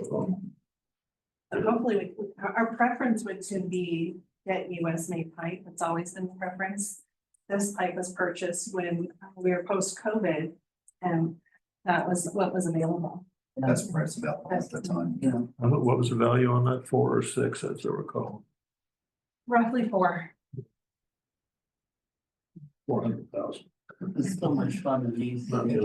Just like the dump truck also, the prices we're getting are, today's prices, the time we're ready. All right, so the Belmont project is situated between Border and Aberdeen on the district's north side. It's a 60-year-old pipeline that was selected because it's highly likely to leak, have outages or water loss. And we are allocating 2.2 million, as we just talked about, to outsource, possibly less due to inventory on hand, but again, those are unknowns, so tariffs could be a factor as well. This would relieve the district of the labor and benefits burden along with other savings. And also a reminder here that since the rate study does not fully fund both the pipeline program and other infrastructure needs, projects will commence as funding allows. And 70 to 80% of Belmont area contains aging undersized steel pipe, which this installation will help improve fire flow and reduce leaks. Any questions before we move on? Actually, Removing pipe and replacing it, Yes, just replace it. just replacing. You abandon You it. abandon it. So this might be a bit too deep into the weeds here, but if we're cutting the staff for the field, why are uniforms going up 2K? That's a good question. I think it's just a carryover. Question. Yeah, at this point, but we are anticipating, I'm anticipating seeing what we already saw on the checks today, those tariffs coming through. We don't know where that's gonna hit us, but I think that was just really a carryover. That means they're gonna finally buy us sweatshirts. Oh. Well, maybe it means the outsourced. Yeah, when I was, Needs No, our logo on there. When I was at the SDLA conference last week, almost everybody had their own. I know, Yes, I know. it's petty that we're not given anything, and when I was CSD, I said to a guy, oh, look, you've got a blazer on, and he says, yeah, it's a mistake for them not to get you anything, you're representing the district, you're out there.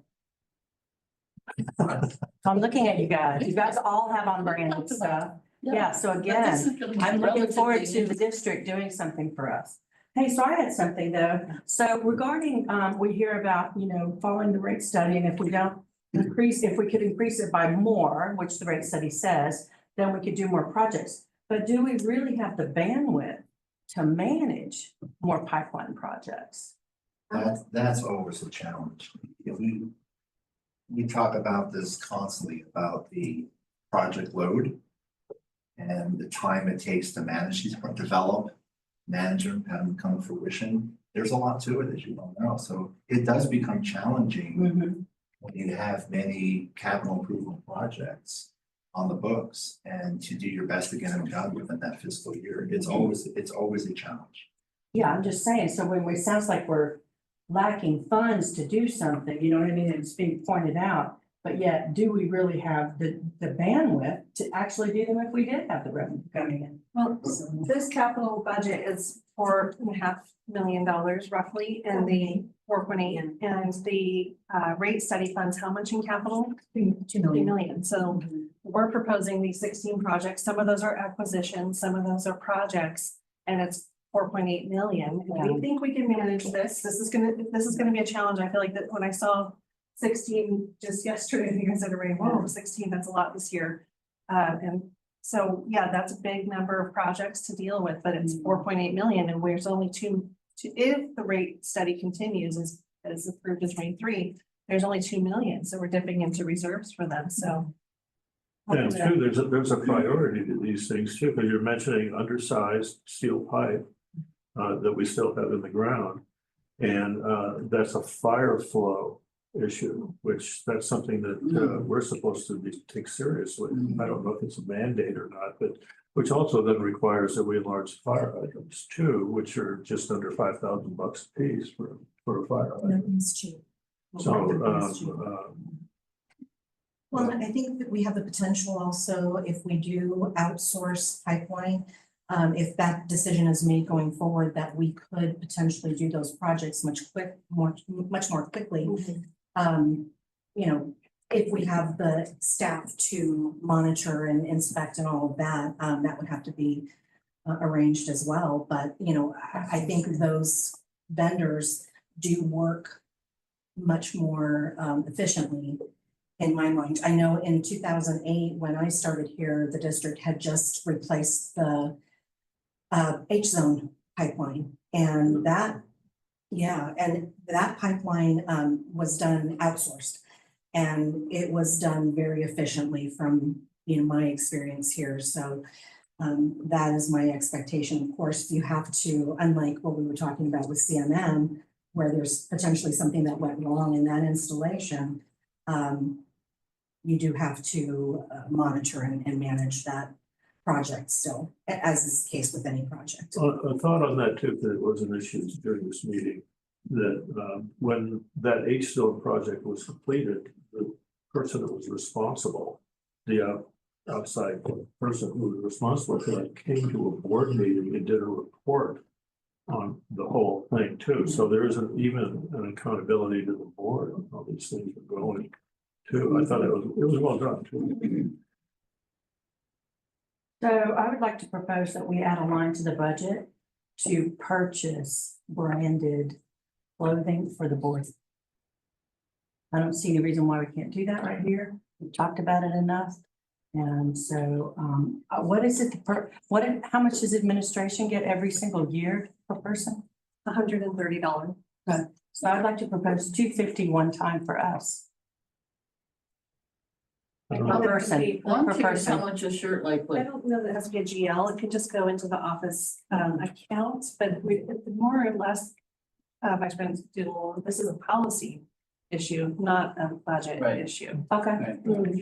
I'm curious how much a shirt that David had. $24.93. Okay. Right. Including the embroideries, is that with the embroidery? No, the embroidery is $5. Oh, okay. Thank But if you you. want to get a, but if you want to get a jacket, you know what I mean? That good, if you want to get a jacket, that's more. Yeah, no. That's why I was understand. allowing for wanted- that. Okay, so we Idea. can, you know, I know we've asked for different policy things. I don't know how urgent that would be, but I don't know what the schedule is for these policy discussions we're wanting to have. Okay, but policy, that's fine. But you're saying it's not a budget.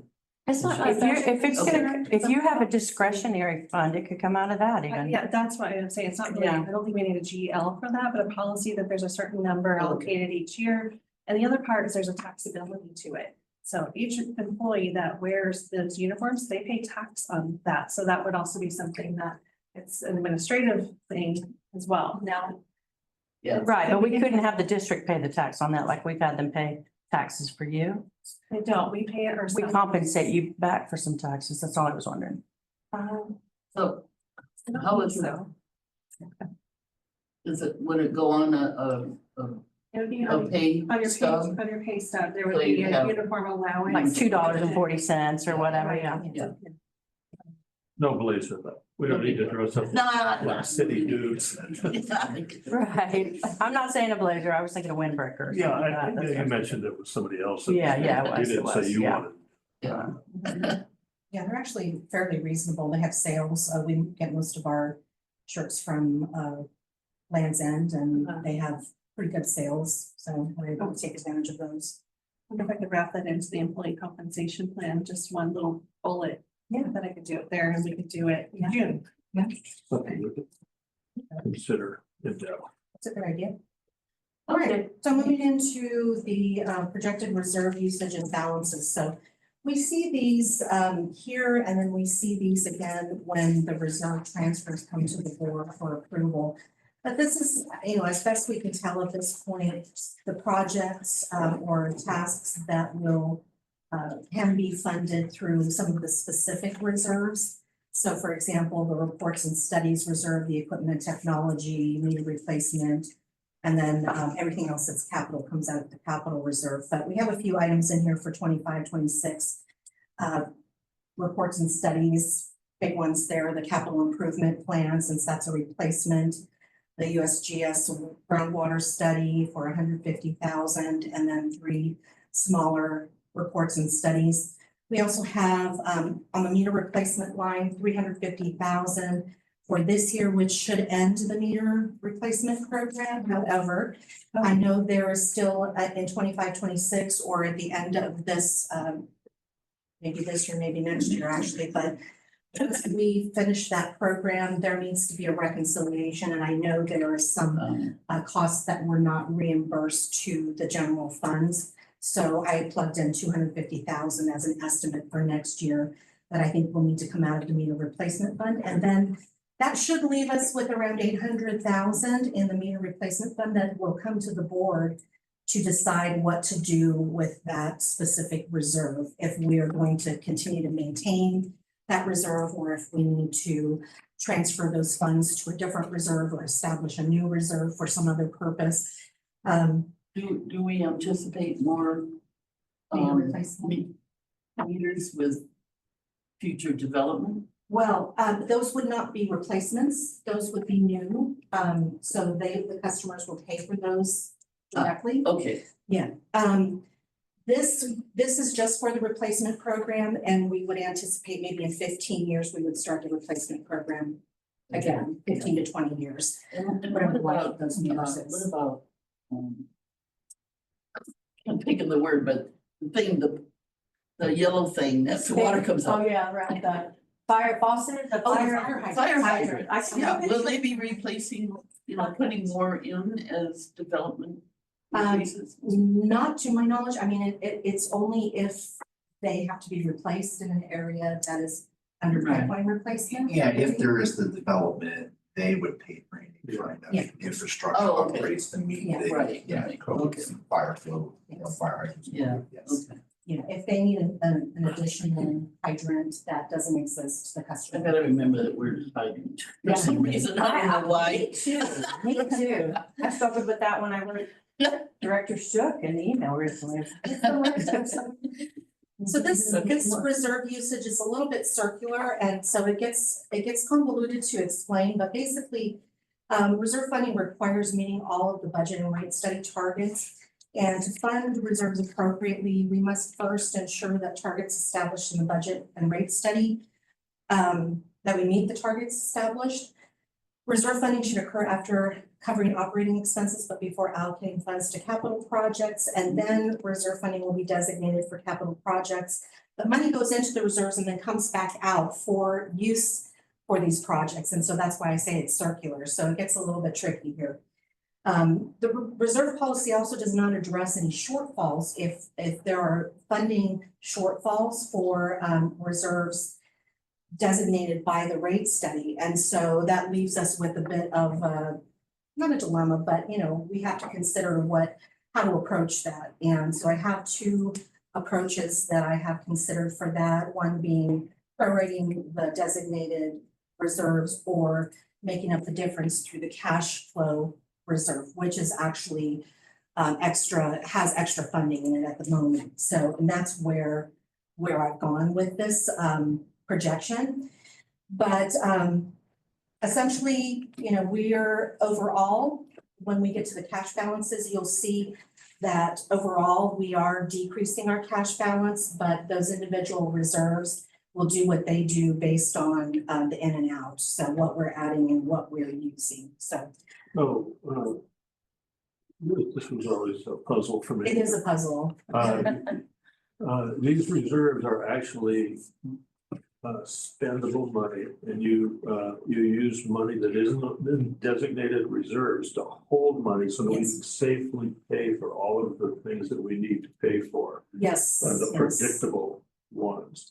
And as the money would go from the reserves to pay for, to pay a bill or whatever, our revenue then would move into the reserves to make that up again. And when we have a shortfall, it's because we don't have the money to put into the reserves to replace the money that was spent. Yes, that's true, but the rate study does has certain assumptions related to each one of these individual reserve accounts. So it designates 2 million for capital, it designates 208,000 for reports and studies, designates 390,000 for the equipment and technology. So those are things like the vehicle replacement and the equipment replacement, should that need to occur, and the meter replacement. So it does designate specific amounts, but that comes from net revenue that's generated.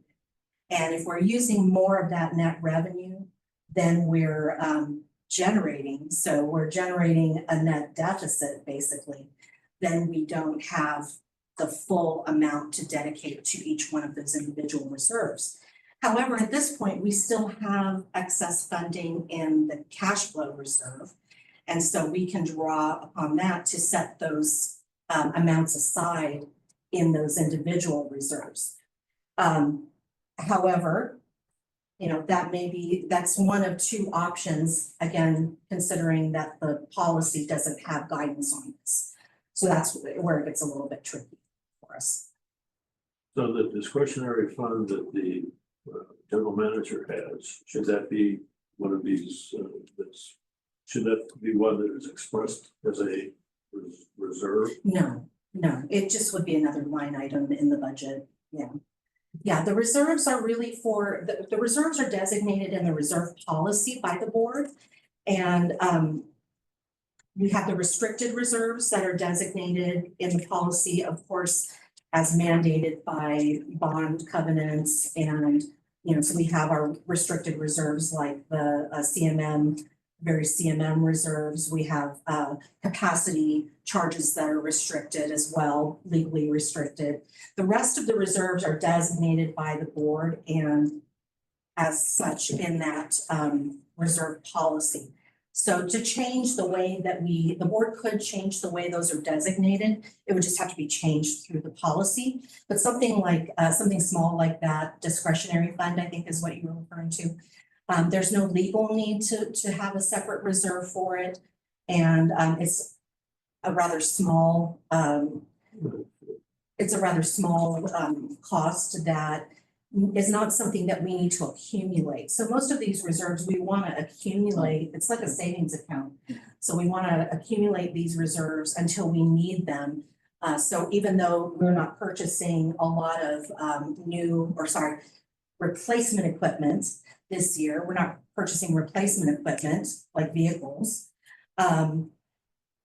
or technology, we can set that money aside until we do. Maybe next year, we'll be able to dip into that balance in the equipment and technology fund to replace a vehicle that needs to be replaced. Well, that's the part that dovetails with what the Director Doolittle was saying about how we potentially would not have enough money to do the things that we want to do because of the skyrocketing prices and stuff like that. So, Yeah. I guess if we need to increase these reserves to account for that, consider that. Yeah, we do need to look at the reserve policy. That's actually something that we hope to bring this year. Thank you for this year. Yeah. And you guys have done like a 26-27 projection budget, right? Not a budget per se, Okay. but I do have a longer term. Are we getting there? Let's see. Oh, we're gonna see in a minute. We have Okay. a longer Let me, term. okay, can I just say something? Another policy I want us to bring before the board, right, and consider is how we replace our vehicles. So Bighorn Waterview District, I don't know that I have the name right. They use the state bid list. So it's California negotiates with sellers for certain trucks and vehicles and everything, so they use that. So they're not buying the top of the line, the very, very, very best. They're using what the state considers adequate, and it's obviously adequate for a water district in our area, so it should be adequate for us. So I'm gonna want us to take a look at that and put some policy in regarding how we, because I get such pushback from ratepayers about the vehicles that the district drives. I love the way they look great, you know, but we've got to find a happier medium. Well, just to clarify, we do have a board approved vehicle replacement policy, but we can bring it back for consideration. All right, are we good to move on still? Everyone's good? All right. I would request a break.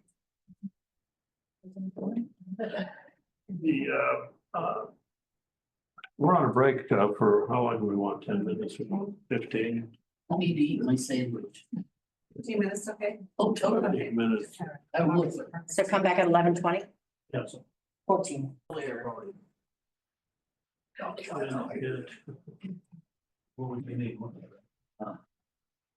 Thank you for that. Okay, this here workshop is back in session at 11:41. And I think we're back to Ann Roman. Yes, sir. All right, let's look at the longer term projections and cash balances now. So what I have here are three alternatives, only two of which are in the budget document, but I wanted to talk about one of these as well. Let's zoom in on the first two here, which are number one, the rates paused at scenario C 24-25 level. And this is assuming that we continue the same spending at the rate study level. So again, the rate study escalates at 4% a year. And assuming that is the case, that we continue paused rates and we continue spending at the rate study level, we would be looking at cash balances declining with basically in the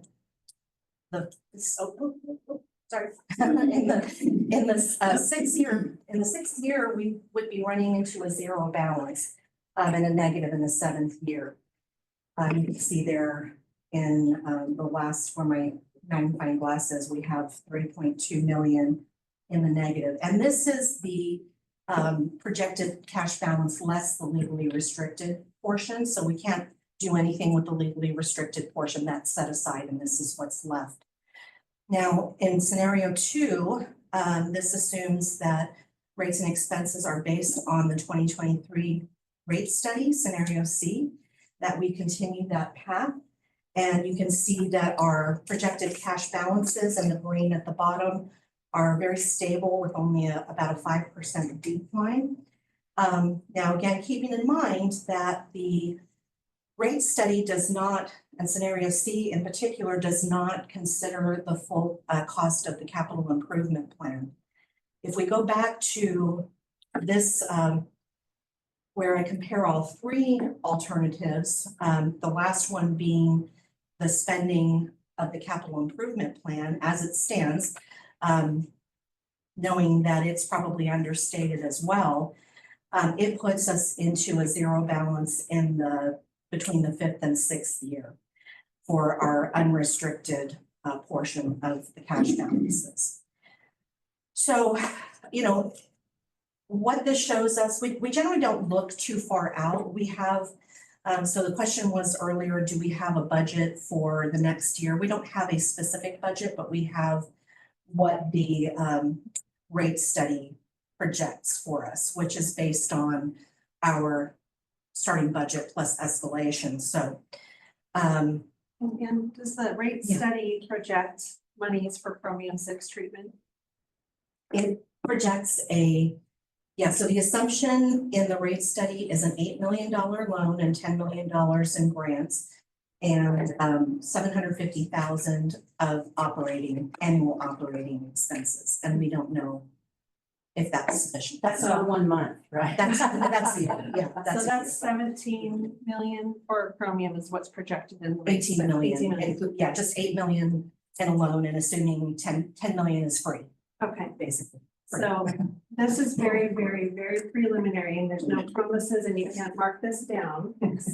But I did get some, yeah, put your pen down. I did beg Jacob to please give me some numbers so we could have them for this discussion. And they're very reluctant to do it because they don't have all the data yet. But she gave me a ballpark, well, actually it was more like a land mass to look at. And the capital costs, not the operating costs for ion exchange are projected to be 35 million to 70 million for capital. That was my reaction to it. So could it be less? Potentially, if 15 ends up not getting treatment miraculously, that could, impact those costs, depending on the strategies chosen.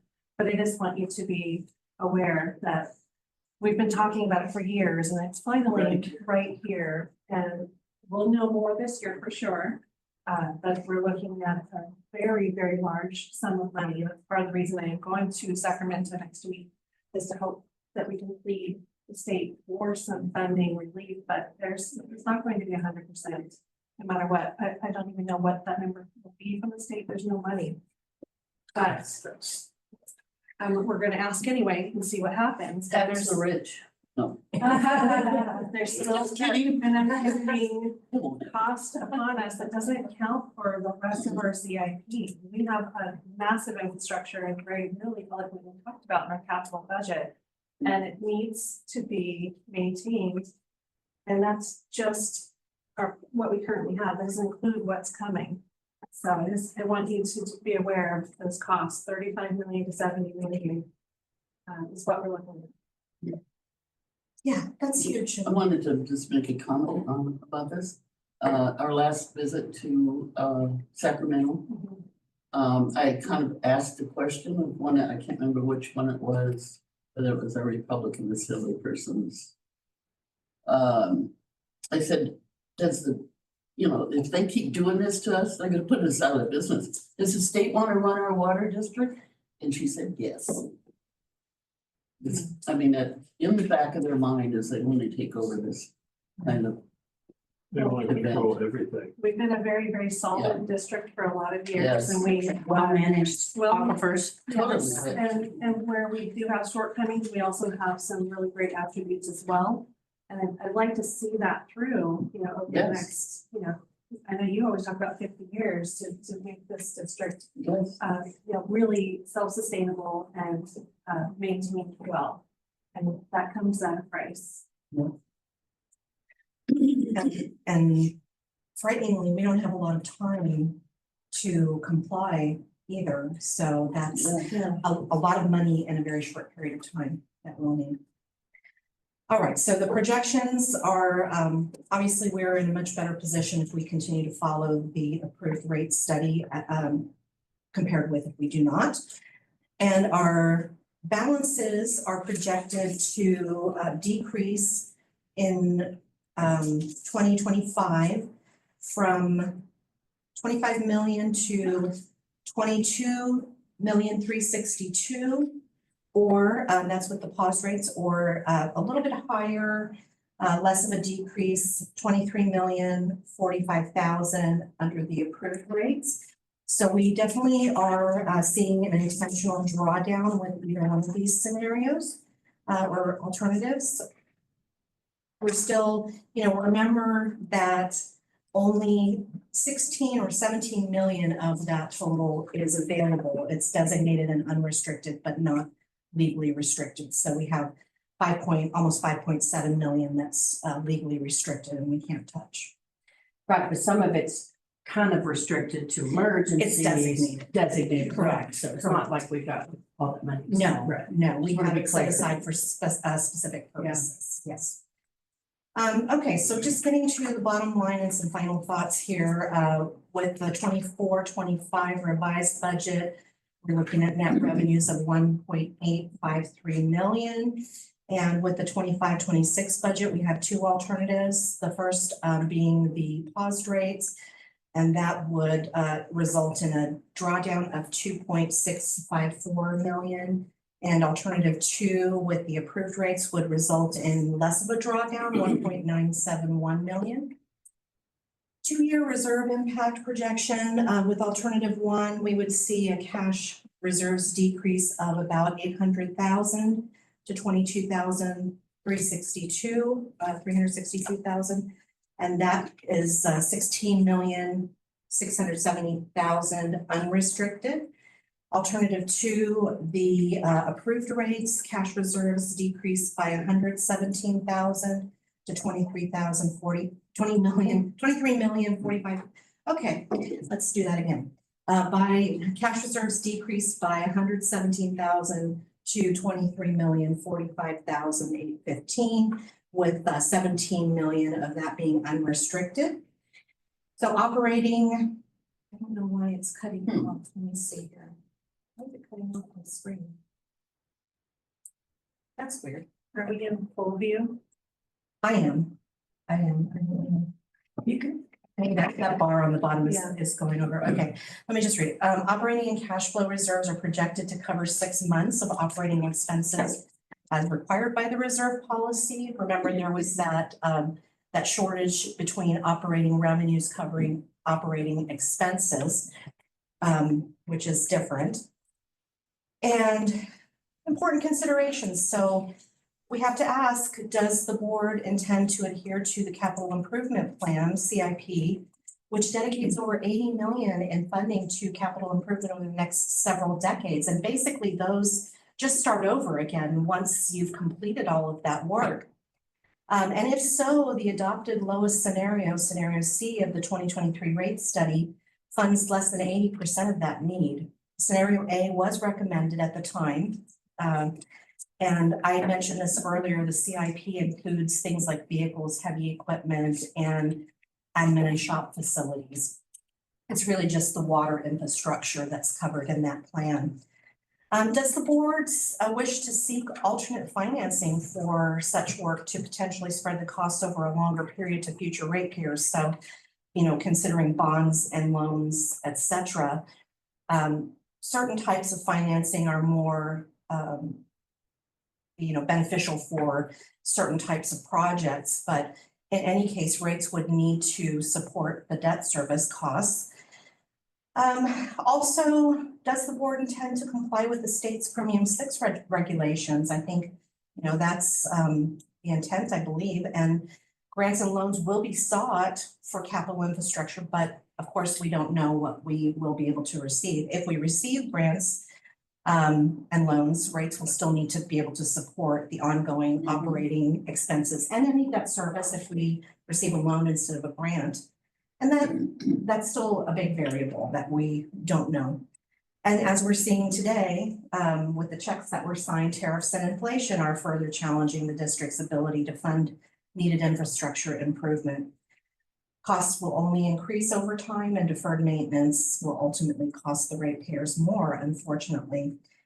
So currently, the approved rate study scenario C rates are paused, reducing funding for the future, while the district can dip into reserves for a year or two, which is what we're proposing with the drawdown, to fund some capital improvement needs. This is not sustainable in the long term. And our staff recommendation, is that, well, first, I would ask to please remember that rates are the primary source of funds to sustain the district's operations and commitment to provide water service to the community.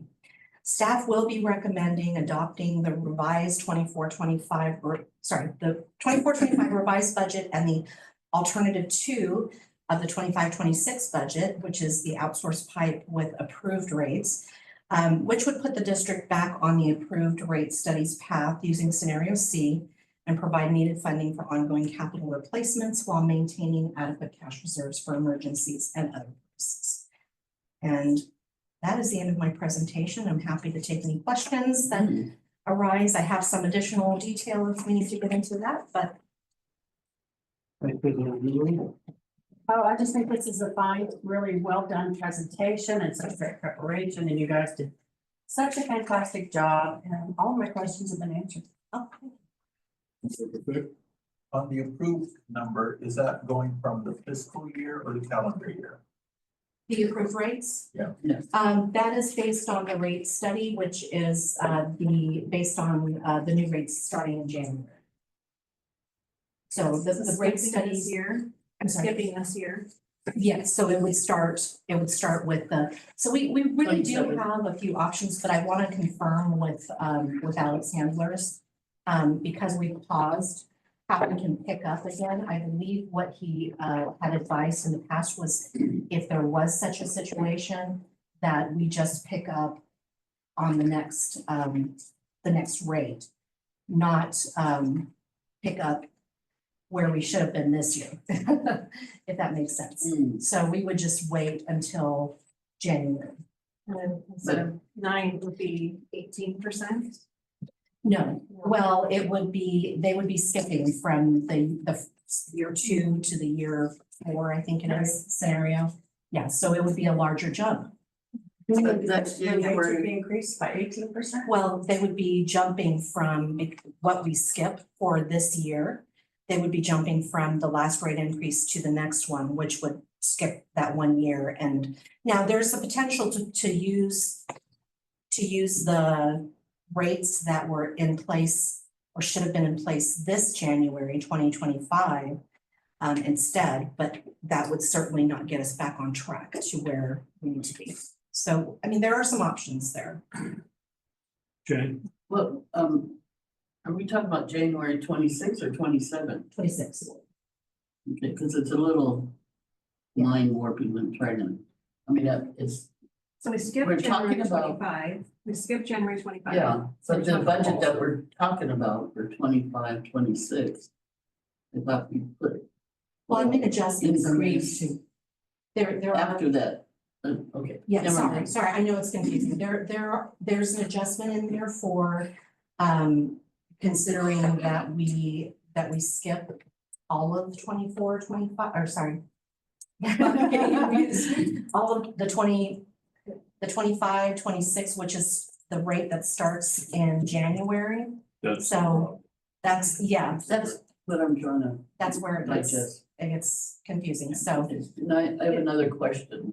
You talk about potential of grants. Are there any in the works right now?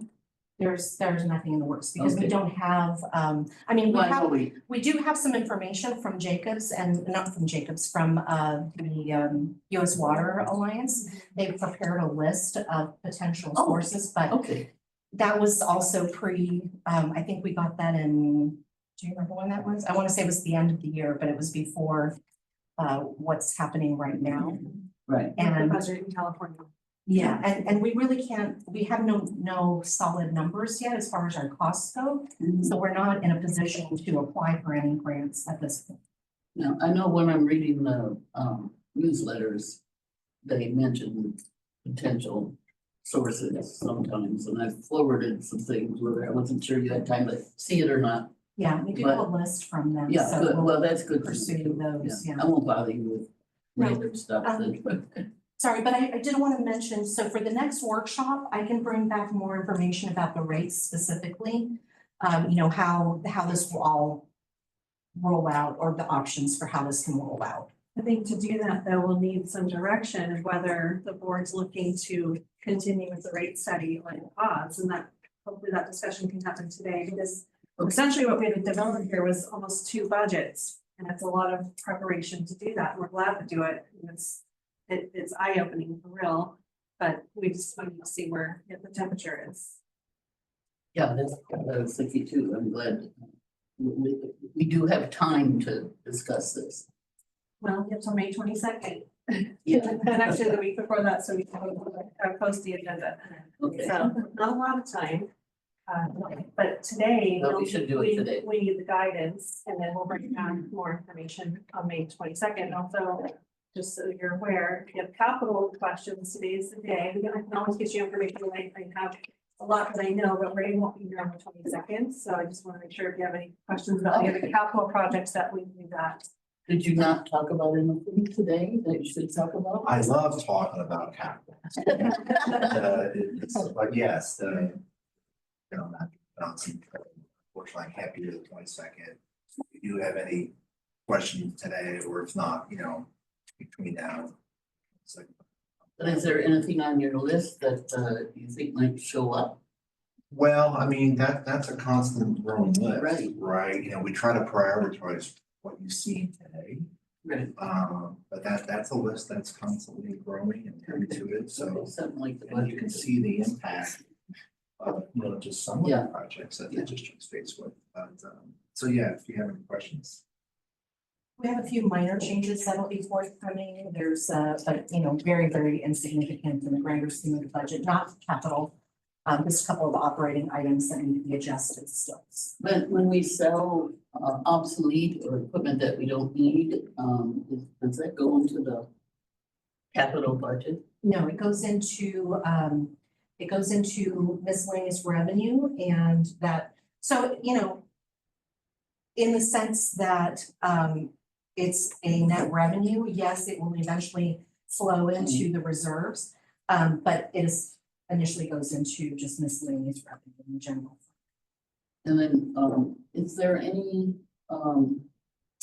the parts that are obsolete that you're pulling out of wells and stuff, is there any, value to them and weight, like metal weight or copper? Copper's always, Yeah. anytime you do a rehab like that, scrap the copper Okay. for the value. Yeah. Just like the meters that come out of the ground currently, Okay, they go to a recycle. You get money for the weight Okay. of that. yeah, So yes, absolutely. Yeah.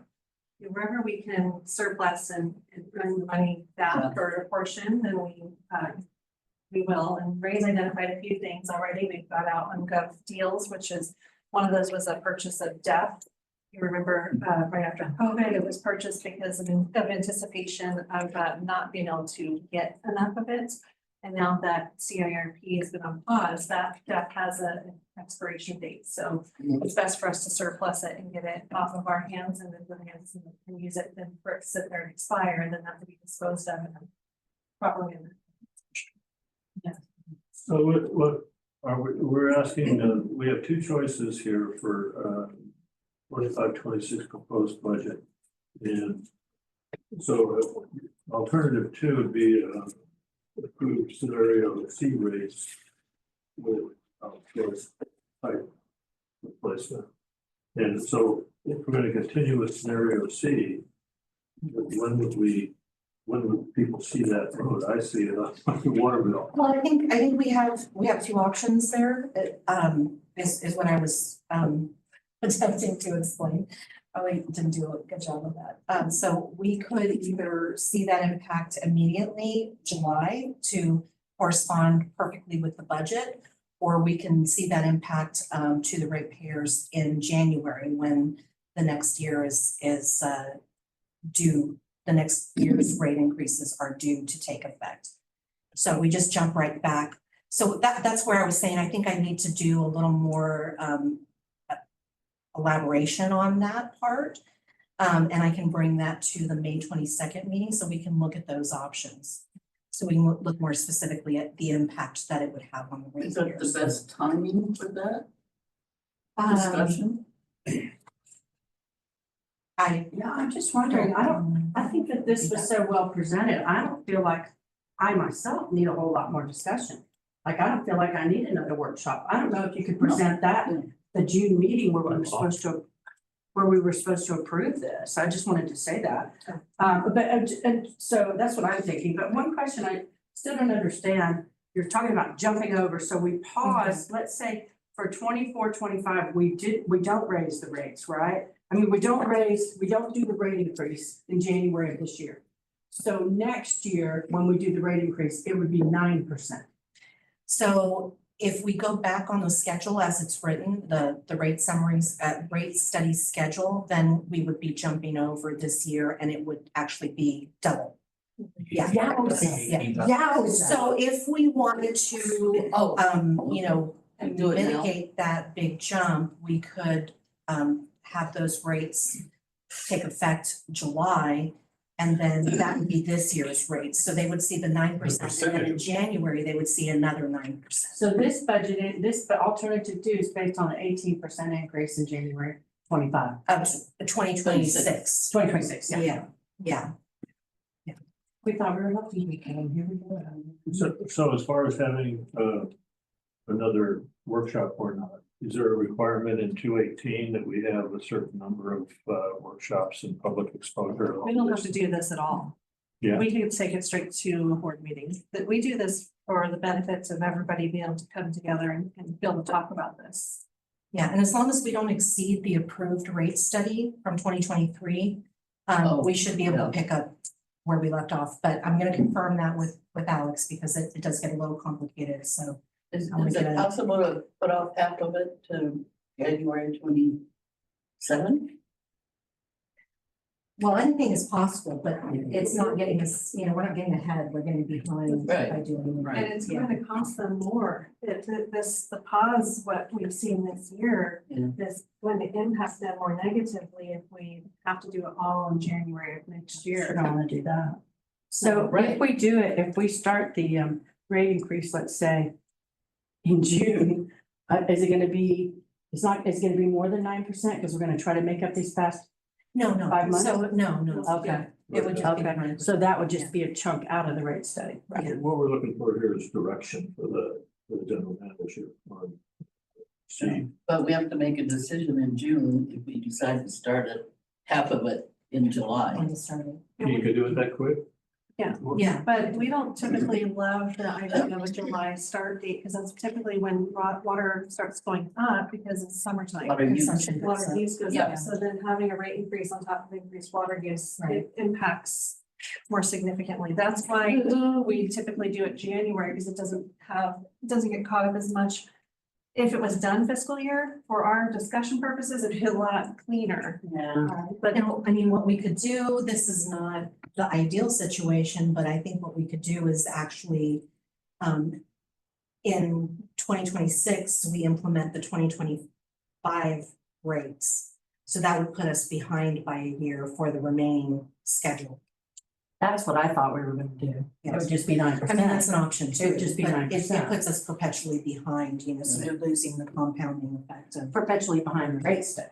yes, perpetually behind the rate study. Right. Yeah. So I need clarity here, that we have not received this revenue for this first part. Because we delayed Right. the increase from, it would have started on January. Correct. And so we are or are not looking to recover that in future rates. Well, we can't increase beyond what the rate study, the approved rate study says we would charge the ratepayers. So we would either get back on track with where we should be at the point in time that we decide to implement the increase. So we could either pick up with the 2025 rates that should have been implemented in January of this year. We could, and then we would be in January 2026, we would be increasing to the regular January 2026 rates. And that would be, so they would receive assuming we did this in July, they would receive a 9% increase in July and then again in January of 2026. And as Sarah said, July is not the ideal time to do a rate increase because consumption being high at that point. So it has a large impact on folks. But so we do have a few options. We can skip over the 2025, January 2025 rates completely and go to the 2026 rates in January 2026. So they get a break for this rest of this year. Or, but then they're gonna feel it more in January 2026. but to answer your question, no, we're not going to be able to recover what hasn't No. been charged Correct. between January now and whenever the rate increase, if it does. Correct. Go back into place. Yeah. Well, have we announced the fact that we've increased our help to the buildings? It's in the newsletter that just went out. Because It's it's on our probably fairly website. good timing to do it now, Yeah. if we're gonna do this little increase. Yeah. It may help a little bit, if people Sure. realize that they can get a little more help now. That's a great idea too. Might be good. Well, it's on the newsletter now, but it might be beneficial to do kind of a campaign announcing both. Yeah. Like, Yeah, that's what I we was have to thinking. do this, but we've also, But we're aware many of you are gonna need help, but we need to plan for it. That's good. David, And by taking this pause. Yeah. How much money did we put off in? Or how much did the ratepayers save Yeah, as a whole? I want to say it was about 550,000 a year, so if we 500 is. 550,000 for the year, so if we wait until July to increase, then they would have saved, half of that, so. And that's substantial as far as having in our reserves. That'd be like $100, I think, based on the 25, when you said they're spending $2,500. Oh, yeah, Right, based on that. Yeah, consider how much of that savings going to be Or offset $50 by maybe. increased costs in the future. That's the That concern. too, yeah, all of that should be, Yeah. our customers should. Well- Like me, like all of us, should be aware of that. I'd like to, when we get to the meeting, and I'd like to, can I make a motion here, the motion? Or what do I do? I just Well, like that just direction, just general Do you direction. guys agree that we should just go ahead and go with alternative 2, which is the approved scenario C rates?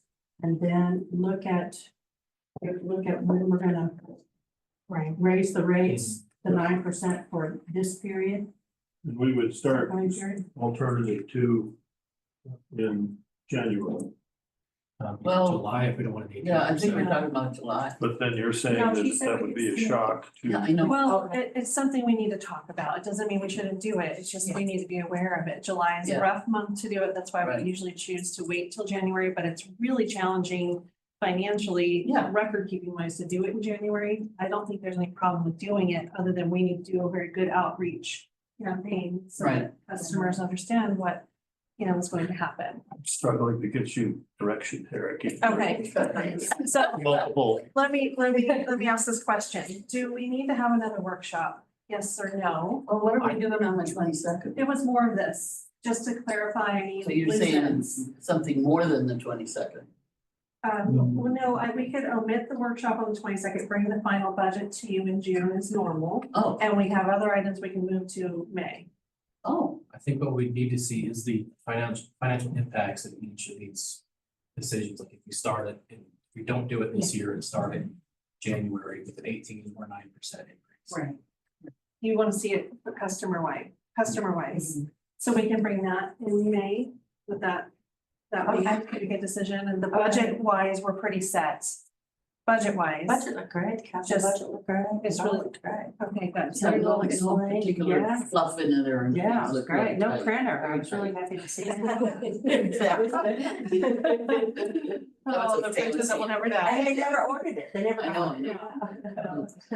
But if we That's don't what have, to talk we don't have pipeline, then we don't technically need it either. Yeah.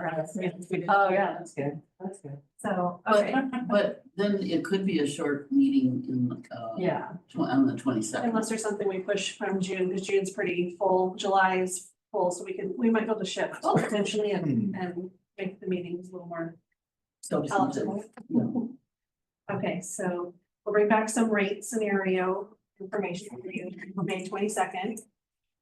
We'll bring more finalized numbers on the budget just for your reference so that you have it, because we, like Anna said, we have a couple of they're minor, little things that have come up since this was printed. Oh, okay. And then we'll bring back the final budget for a June 4th adoption. How about a round of applause for the staff and all their hard work? They did such a great job. Not just the report. You guys did it. Nobody fell asleep. That's a great document. Well done. Thank you. It was a great undertaking, but really, I think it really made things a lot more clear. Yeah, it did. Well, we're gonna be in Sacramento the 2 days before the 22nd. That's right. It's a busy week. Yeah. Actually, in there. So you're satisfied with direction? Yeah, As long, I think what I stated already, we'll bring back rate scenario information, finalized budget, basically, for the next meeting, along with any other items that need to come to May. Do the rest. Sure. Okay. Oh, we're talking more today. Oh, yeah.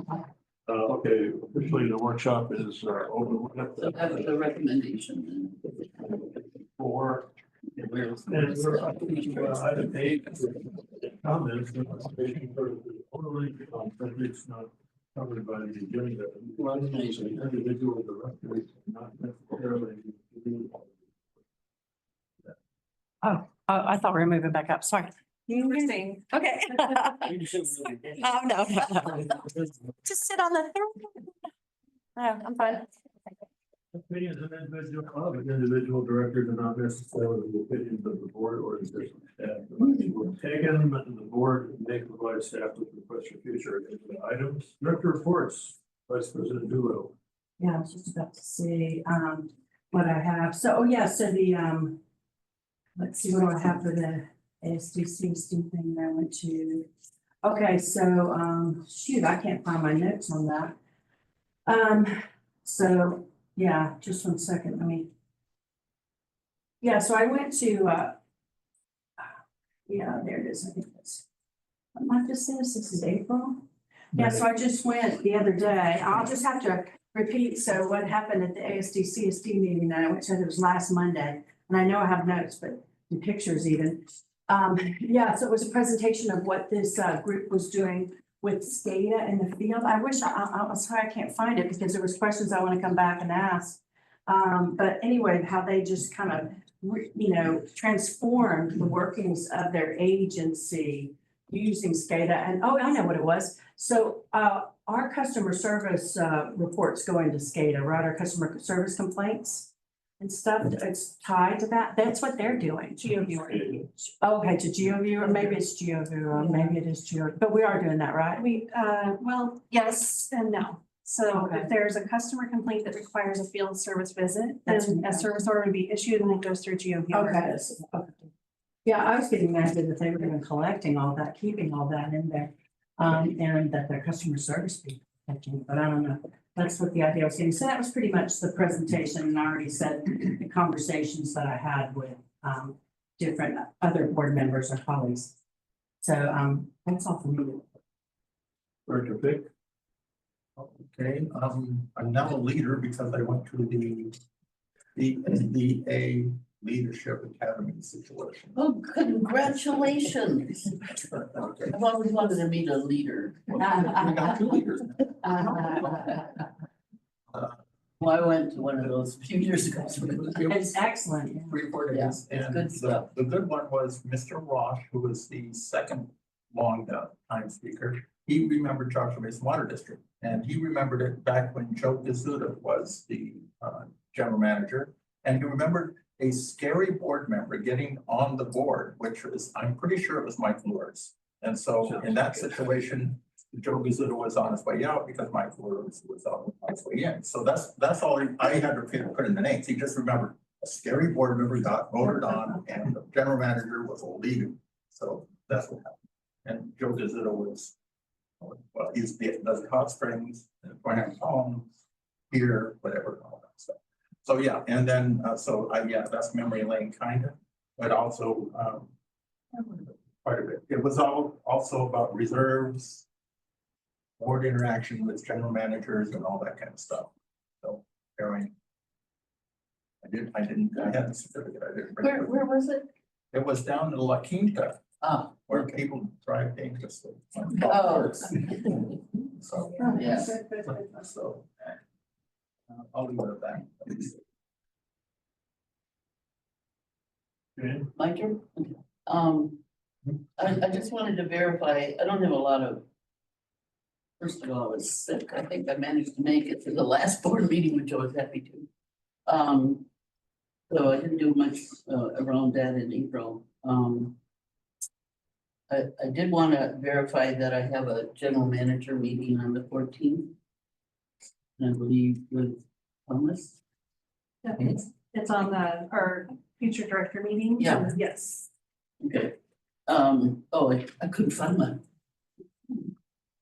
14th? Yes. Oh. Okay, oh.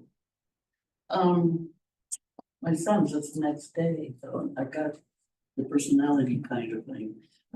It's a Taurus. But what I did the last couple of weeks, I just wanted to say that and I'm gonna be a little emotional about it. I went up to Santa Rosa to be with family. And my daughter was honored at an appreciation brunch where they actually did it, which is so nice thing. She's the office manager, but really is the one that runs the place for a small Jewish congregation, Bethany, and they honored her after 18 years of working there and acknowledged how much she holds it together. And her daughter Rachel and Rachel's soon-to-be fiance, nobody's gonna tell anybody, right? Because it's supposed to be secret. Were there as well as me, and it was so emotional. It made me really appreciate my daughter, maybe even more, hearing, the honor that they gave her. But I also realized I wish I had a little more of that kind of community here. I miss it. I also went to Point Arena where I used to live and was there over this past weekend. Where I went to a party where there were several people I know from having lived there for almost 25 years. And some new people, and had such a wonderful time. And I miss having that kind of community, but what I wanted to say is I feel like this is my community in Joshua Tree. And you folks are important. And, important work, we're all serious about what we do, but also just as human beings, I appreciate all of you. That's all I wanted to say. We appreciate you too. Director Short? I also attended the Special Districts Leadership Academy. So I was in the advanced course. Here are the members, and I was given Talented, right? I was given a certificate in special districts governance from California Special Districts Association. Some of the courses we had, you just do the important ones. Was future proofing the district was one of my favorite ones. It was about IT, kind of looking in the future. I heard a lot about some of the cyber attacks that have happened. Two special districts, they are targeting us in particular. I spoke with somebody about the SLG3 grant we applied for last year. They told me that districts have been, they had any type of cyber infrastructure in place. So that means that there are districts out there that don't have. Yeah. Yeah. They did say it's coming back and they're gonna focus on districts that do have existing infrastructure. So that's something we want to pursue again. Strong. Another one that they talked about was IT in special districts, basically saying that everybody's, so I wanted to know if we had an IT policy in place. We do? We do, Okay. yeah, it's certainly probably like all policies need to evolve. Mhm. Especially with the use of AI. Yeah, they were adamant about not using foreign AIs like DeepSeek. Because if you have something that just uploads your entire infrastructure on there, it could get compromised pretty easily. Yeah, That should be blocked, actually. it should be. There are a lot of things that are blocked that you can't get Oh. access to, so. But. Yeah. Overall, it's a great experience. Learned a lot talking with some of the other districts. I heard so many horror stories about board members and staff that are aggressive or negative towards the board, just making it a terrible place to be. So I just want to say thanks to everyone here. I feel very fortunate to be among professionals that truly have the best interest in Joshua. That's all for me. Very much. Returning to Vice President. Sorry, I found my notes when I was looking. So fees increased by LAFCO by 2.6%. And there's a new coalition of larger LAFCOs, and they're withdrawing from the California LAFCO group, and it's LA and San Bernardino County, and yeah, anyway, so who knows if that's gonna be any different. So it was Phelan Pinion Hills, a central services district with 7,200 connections, and they're also facing Chromium 6. Their office staff are using GIS instead of a customer service app. And anyway, they just and they're finding that the county base map is off. I'm sure you guys know this, even by 30 feet, and they're having to pay to get it fixed. And I was just wondering, are our backflow devices in GIS? They're not. They're not? Oh, okay. Yeah, that was something they do. And then their service line easements, are they all in GIS? Yeah. They are, okay. Anyway, so that, I just wanted to share those. And I know that sometimes I can be tough, and just to use a pipe analogy, today I think I understaffed as opposed to overstaffed, so. That's all. We have an API between our computer system and our GIS system, so we use that in conjunction, and we've actually been having lots of meetings with GeoViewer to get that to work even more to our. API? Automated, something. It's a connection between two systems. Between two systems that Oh, are It's the related. language that makes them talk to each other. That's an API. Wireless. Wireless, yeah. Well, I mean, I just wonder what the API is. It's not a physical, Yeah, it's it's not not- a physical it's Right, connection. right, but It's just programming that integrates the two systems. Yeah, so we do use our GeoViewer for that, but we put the customer service information in code first, and then it transfers over to GIS and then converts back. Application programming interface. It's an Oh, intermediate, it's interface, okay. intermediate. And that was all. Thank you, guys. Went to Mojave Water Agency meeting the other day. And by the way, the highway more and more, 247 is being used to carry extremely large things during the day and not just at night. And so don't assume anything about arrival times if you go up in that direction, some incredibly large things. And I think a lot of them end up on the highway too. Here, I see them up and down the highway here, but it's a strategy change where they're doing a lot of it during the day that can be very disruptive. Mhm. We had a guy come in and do a sort of a state of the union kind of a thing for Mojave Water Agency, and I could follow some of it. But what helps me, we did it here too today, is where essentially we establish in our business what position we're in relative to the money and what's coming out and what's going in. And you always want more coming in than is going out. There's a short-term interruptions to that naturally, but there's also good parts too. So when you get a lot of money, but and then once you establish what this financial position is, then you have to see how that relates to the overall financial situation in the country too. And that can affect what your position is. Because if it's a threatening environment out there, which I interpret it to be now, maybe your position should be a little bit stronger in terms of the inflow of funds rather than the outflow of funds. That would affect actual revenue and also spending. So some of that kind of stuff where you kind of pack the stuff in your head and you use it later for decision making. So that's what I like about this exposure to some of these things that you do, is that it may not be specifically relevant to anything now, but it helps you with your brain processes for later in terms of making wise decisions. So it's kind of good that a lot of folks get around a little bit around here, even though it is a manageable expense. A side note, yesterday was Denim Day. Does anybody know what Denim Day is? Yeah, I saw that. Yeah, I see that you have I Denim. think it was a dog day too. Denim Day So many is, days. it's not a lighthearted thing.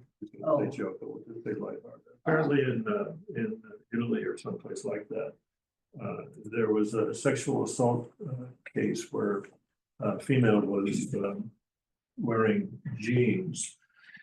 And the person that did the sexual assault was convicted, goes to an appeal court.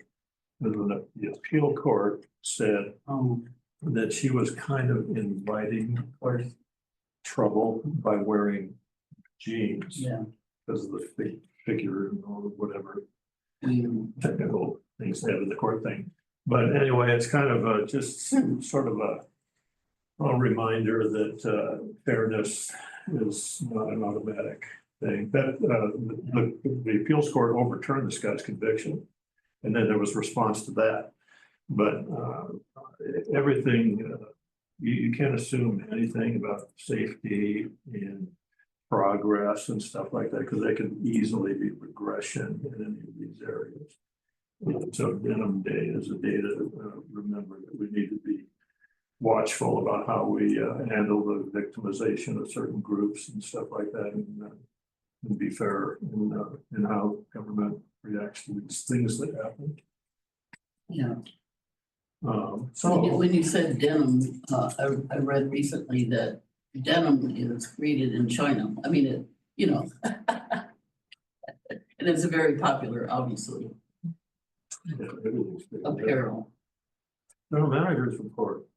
All right, we have just a couple things. Anna, I'll let you go first. Yeah, so recently one of the board directors inquired about camp's status, and so I thought it was a good opportunity What's to that? camp, the Oh, investment vehicle that we are now partially invested in addition to Lane. And in regard to the status after the stock market volatility recently, and so it just seemed like a good opportunity to share with everybody. Both Camp and Leaf seem to have weathered the volatility well, as indicated by their solid current yields. Camp still at 4.45%, and Leaf in April was at 4.27%. So they do invest conservatively, and that is very helpful when something like this happens. Doesn't mean that they can't ultimately be impacted by the economy, but you know, basically at this point, they are still doing well. And the other thing that I've heard about recently that I thought might be of interest is CalPERS. And CalPERS, which is our retirement plan, did experience some noteworthy losses in that stock market volatility, and probably will be prevented from meeting its anticipated investment goal this year. So we could see some impacts from them in the short term as an employer and employee. And over time, perhaps they will be able to recover some of the losses, but we don't know that. So we do know that CalPERS is constantly recalculating its required contributions based on a wide variety of factors, and this will likely be one of them. Thank you. Well, one of the things that I was going to report on was Bill 15, but we did that in the budget. So I think we're all well versed on where we stand with that. The policy requires me to report this because it's an emergency, but as long as we're all on the same page that we already did it. Well versed. Okay. Yes. All right. May's super busy month. I know that Director Fick is going to spring conference in Monterey. Vice President Doolittle and Director Geraldberg and I are going to CSD Legislative Days, and the next week I'm going with CWSA to Sacramento for Joshua Tree Act and the Encropium 6 funding, hopefully. Other than that, I don't think we have, it's just a busy May, so I don't think we have more than we talked about in this budget going on. Of course, we're heavily recruiting for a Director of Ops. Ray is amazing. It's gonna be really, really hard to find someone that is equal caliber. We have been doing a lot of recruitment efforts and we're ramping it up even more and more. So hopefully we'll find somebody soon. This time is ticking. Can't we just put him in that inventory cage and then? Are